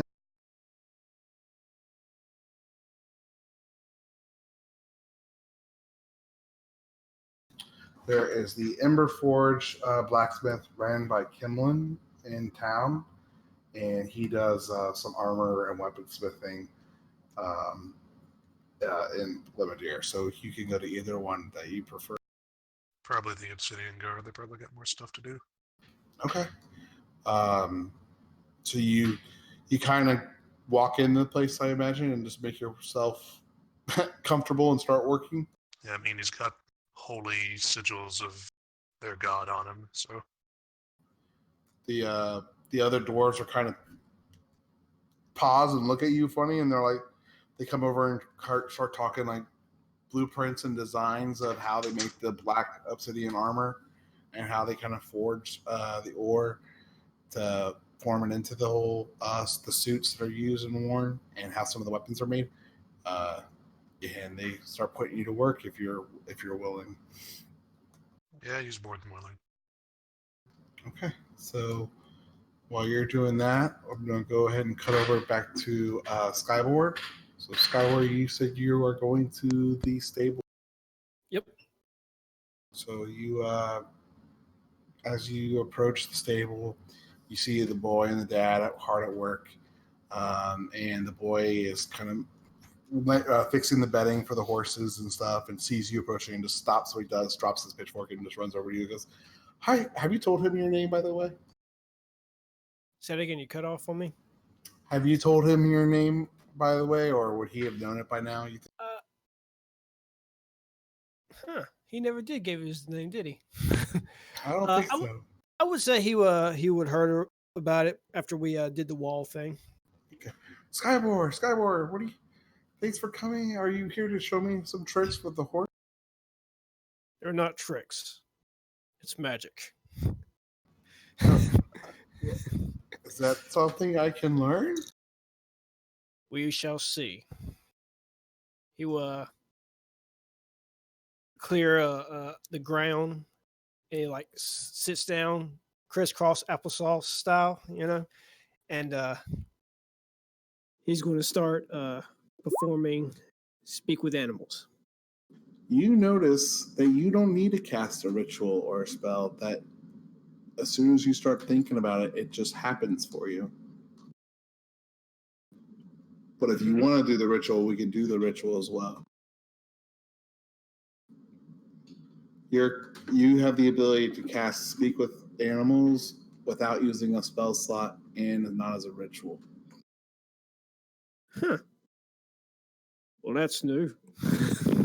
You can do that. Let me double check your notes.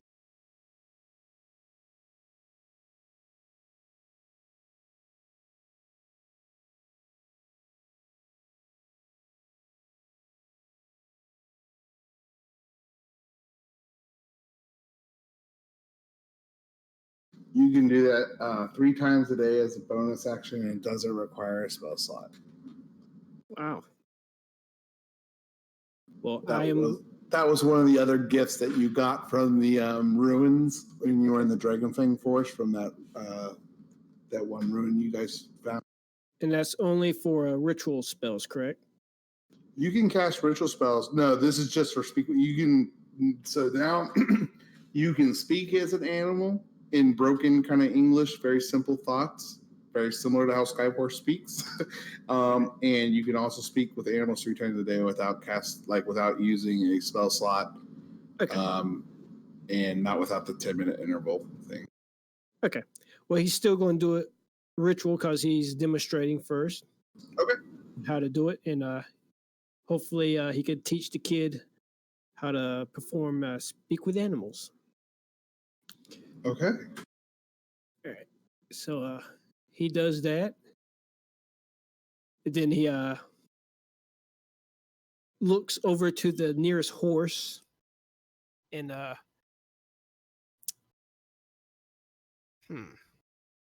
he would say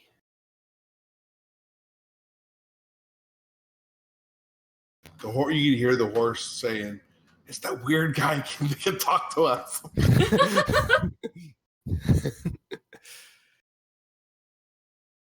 yes, I can talk to you.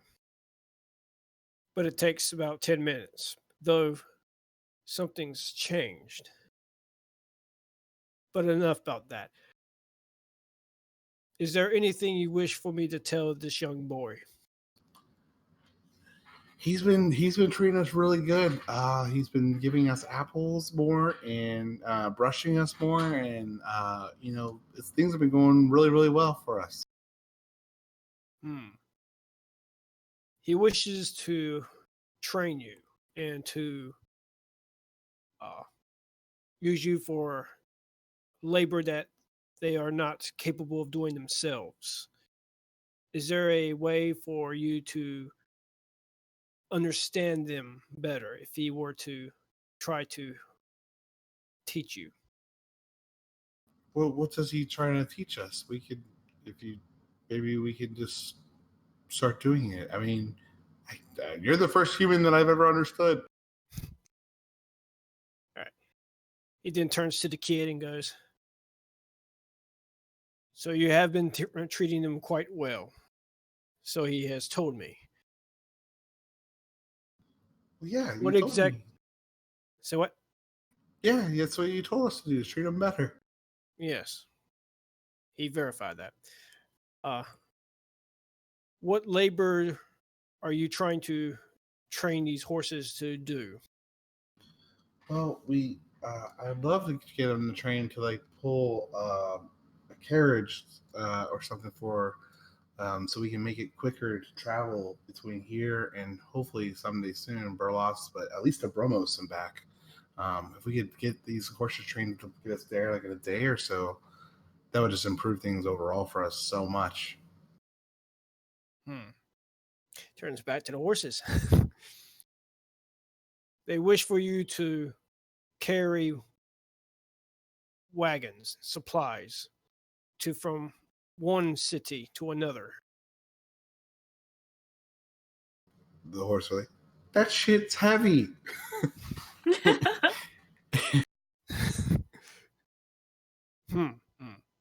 He turns back to the kid. He said that was very difficult work. Well, that's kind of what he's trying to use his words very carefully. That's kind of what horses do.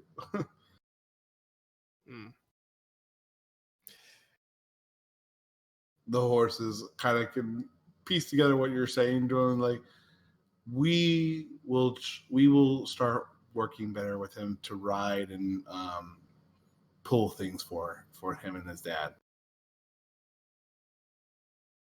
They will do their best to help you. But you also have to remember that these are living creatures, much like yourself. They deserve the amount of respect as you would show your fellow man. Of course. I'll keep practicing this little spell, and he tries to like reenact what you did to perform the ritual, and it doesn't. It's not the same, but you see that he kind of got the rough basics of it. With a little bit more practice and time, he may eventually be able to get it.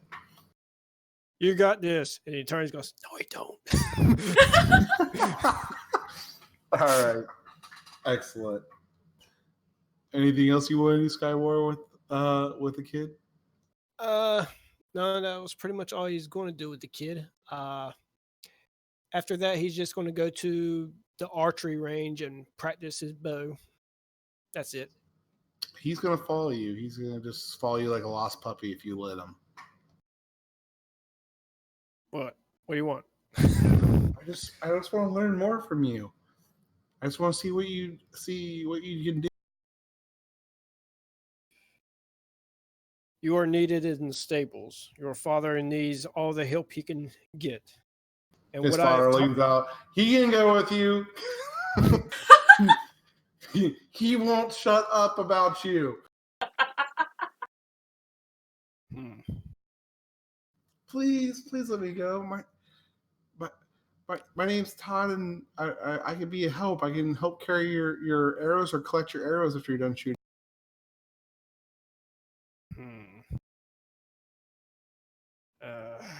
You are still young.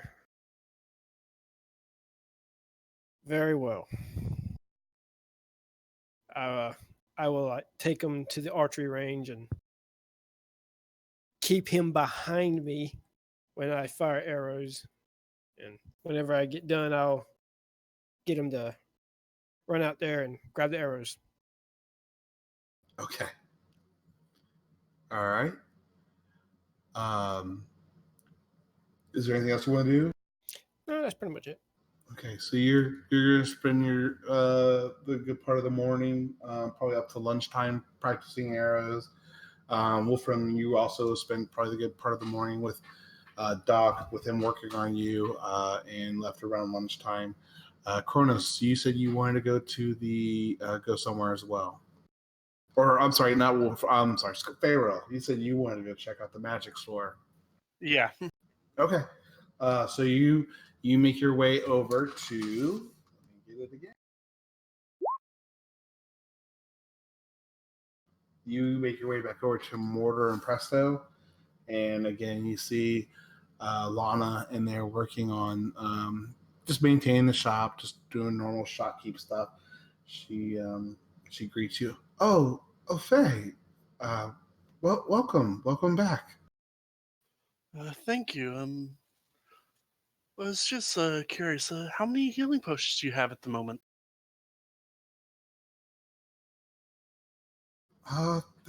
That's a good question. Regular or greater, or what type of healing? Regular.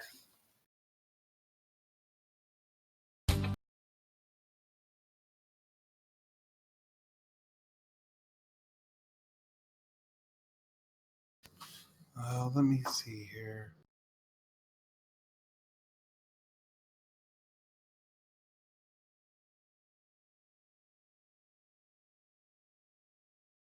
I got about 6 brood for this last time we've met. 6 of them? How much for the lot? I'm trying to pull that up. I think we did 50 gold a piece last time. Yeah. Are you sure you can't go any lower since I'll be buying all of them?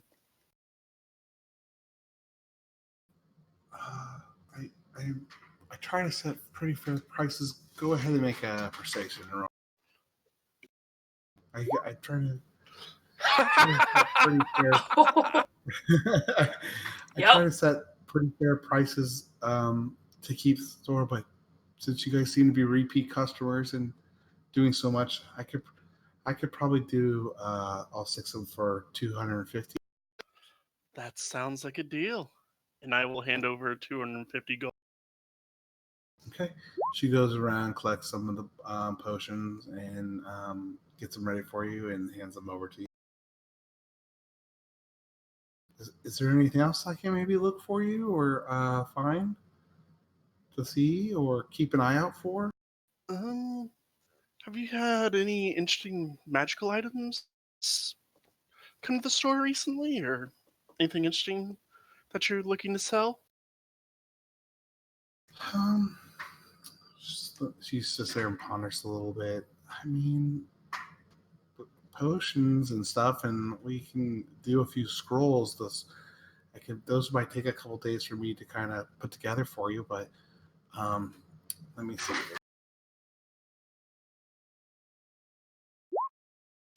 No, nothing truly special that sticks out to me. Is there something I can keep an eye out for you? It's fine. What scrolls do you have in stock right now? She kind of looks through again her kind of her inventory book that she has to kind of keep tabs on everything that kind of comes in and out. She does the best she can to keep track of everything, but she would have a couple level 1 to level 3 scrolls probably for sale. All right. Do you have any scrolls of a spell known as Scorching Ray? Let me see.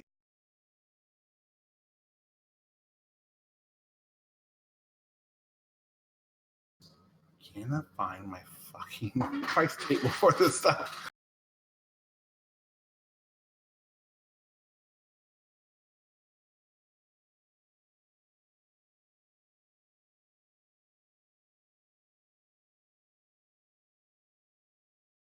Scorching Ray. What level spell is that? Second. Let me see. Let me see.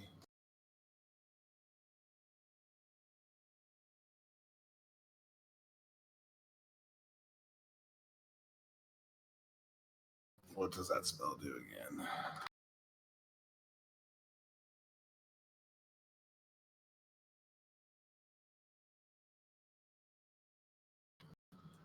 Yes, I have that. Yeah, we have we have that scroll here. How much? These have been going for about 120 gold. That seems reasonable. I'll take that one. And do you have a scroll of either lightning bolt or fire? Those are both level 3, right? These are both level 3. Let's see.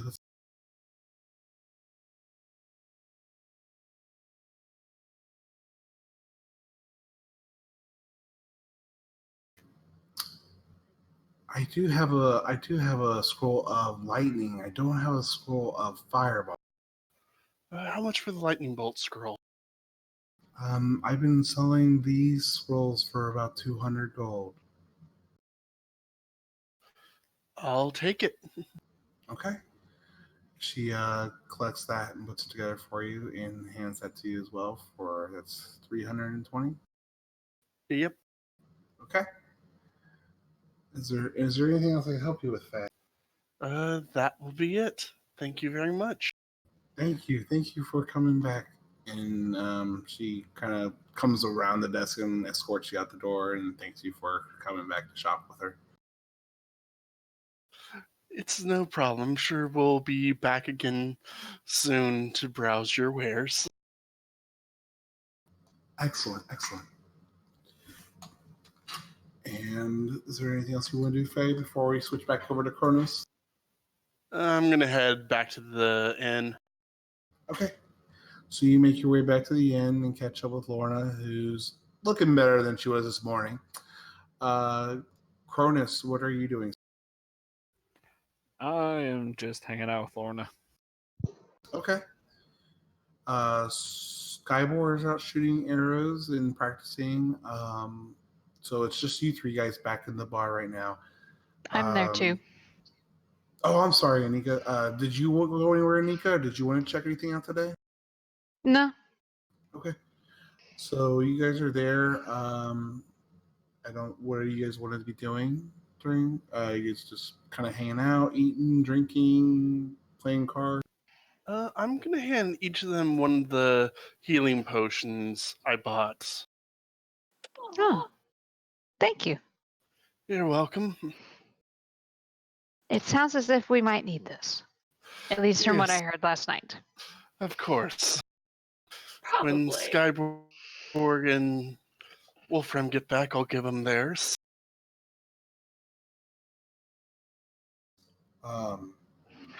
As you guys are there, the barkeep comes back over. She sits down at the table. So, are you guys feeling okay this morning? Yeah, it's Yeah? been a pretty nice morning. So, have you guys thought any more of Cruel's offer to become potentially a partner? I was kind of thinking about it. And with how many of us there are, I don't think 10% is enough.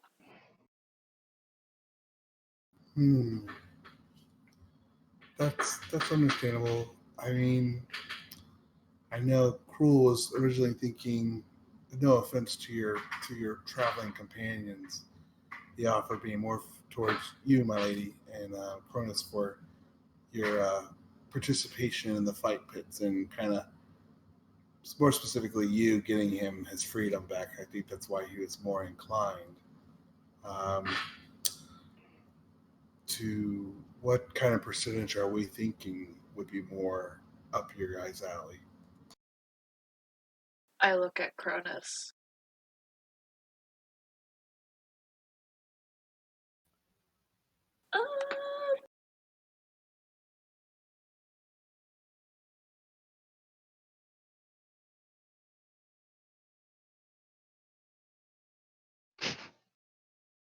Hold on.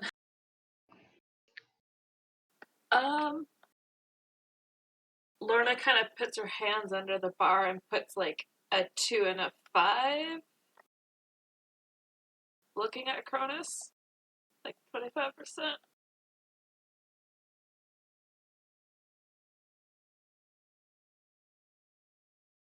Is he there? I was saying if I noticed. You noticed. Okay, good.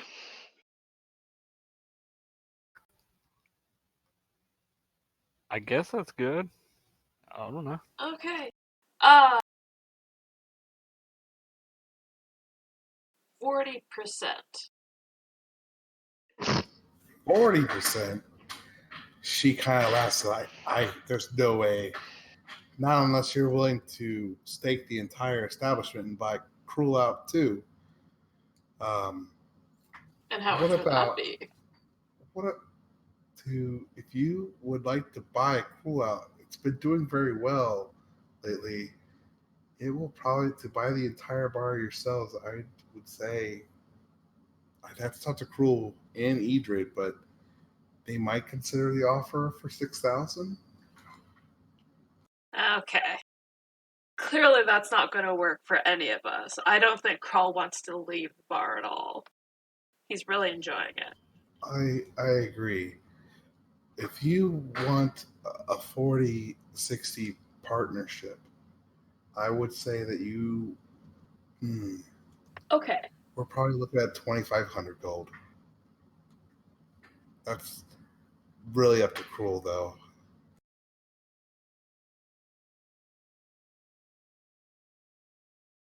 I look at the others. I mean, that's a pretty good increase for, what was it, 2,000 for 10%? Yeah. Yeah. Before? I probably should make you do a persuasion. I can. Do a persuasion. Just because that is a really big, that's a huge increase. At disadvantage. What? Oh.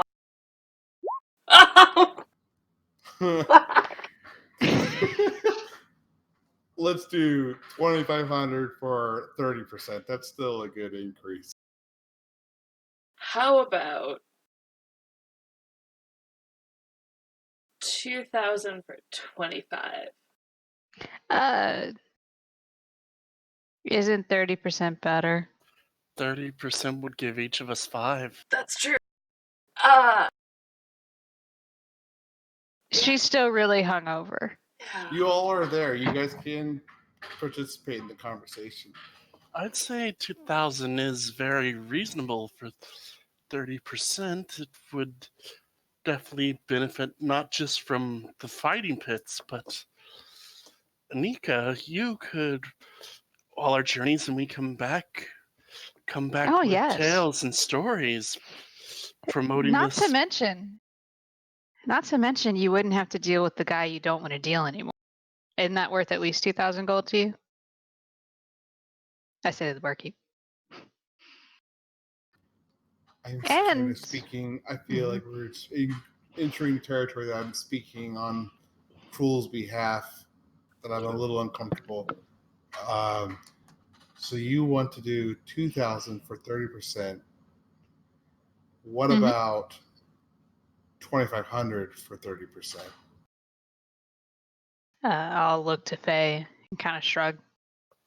I mean, before it was 2,000 for 10%, 25 for 30. That's not that bad of a deal. No, it's actually a very good deal. You must really want this guy gone. For a very bad roll.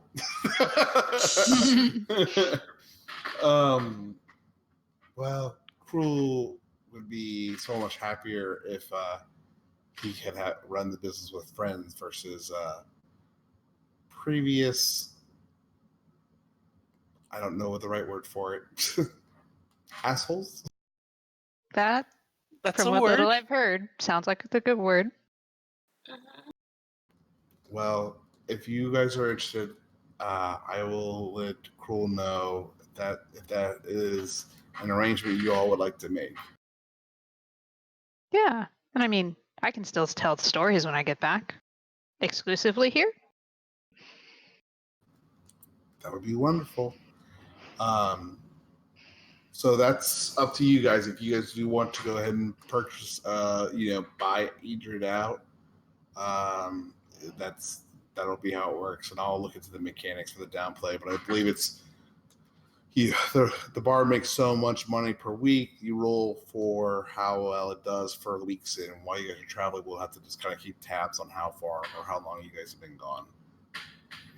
So, would you guys like to purchase this then? It is a good investment. Yeah. Yeah, Lorna's down. Plus, I mean, it seems like we spend a lot of time here. Or at least we will. What do you? It would give us a bit of a home base. Yeah. What does Skybor and Wolfram think? Well, you can go discuss with your friends if you'd like and let me know. We're not going anywhere. No. What, you don't like Crawl?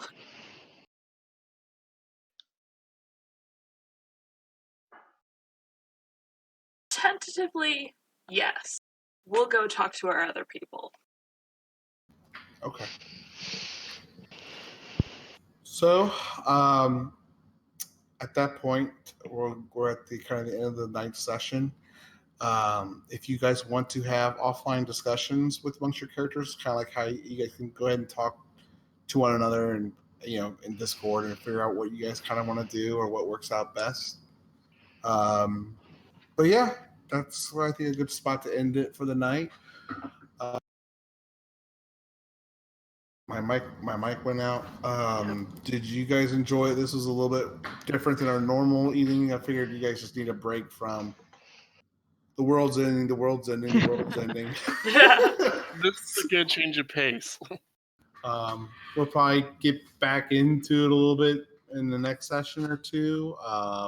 Last thing it sounds like we are interested in doing is going to the Underdark again, to Faye's home city. Which I was surprised you guys didn't talk about that at all, about Faye and her heritage, like being a noble. That didn't come up. I was surprised too. Yeah, that's gonna be done on the trip there. Okay, Yeah, fair enough. really. yeah, like that's not news to Annika. She only knew that. Like, okay. Okay. But did you guys this little combat light, but that was okay for people? I know I personally like to hit things every once in a while, but I bet the fight pits kind of scratched that itch a little. Yep. I'm hungry. Okay. Anika, did you have fun for your first night with the group? Yeah. Awesome. Well, I'm glad to have you, and it definitely adds another element to the group makeup, so that's a lot of fun. Wolfram, I hope you had a little bit more fun, a little bit more time to explore your character this time around.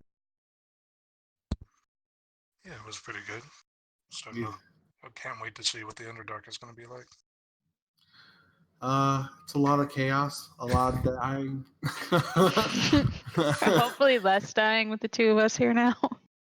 Yeah. Okay, now we need another player. We need a rogue. No, I don't. I think this is the healthy enough splitting the party up. Because I'm like going 1-to-1, and I'm still missing and forgetting people. Because oh shoot, Chronis, did you say you wanted to do something? Or never mind, you wanted to hang out. For some reason, I thought you wanted to go to the blacksmith. No, not yet. Excellent. Okay. Well, that's all I have for the night, guys. I'm gonna probably hang out for a little bit longer if anyone has any questions or wants to talk about anything. But I had a great time. Thanks a lot, guys. Yeah. Yeah. This is a lot of fun. I think it's really neat to see just everyone's kind of characters interact, and they're starting to complement one another.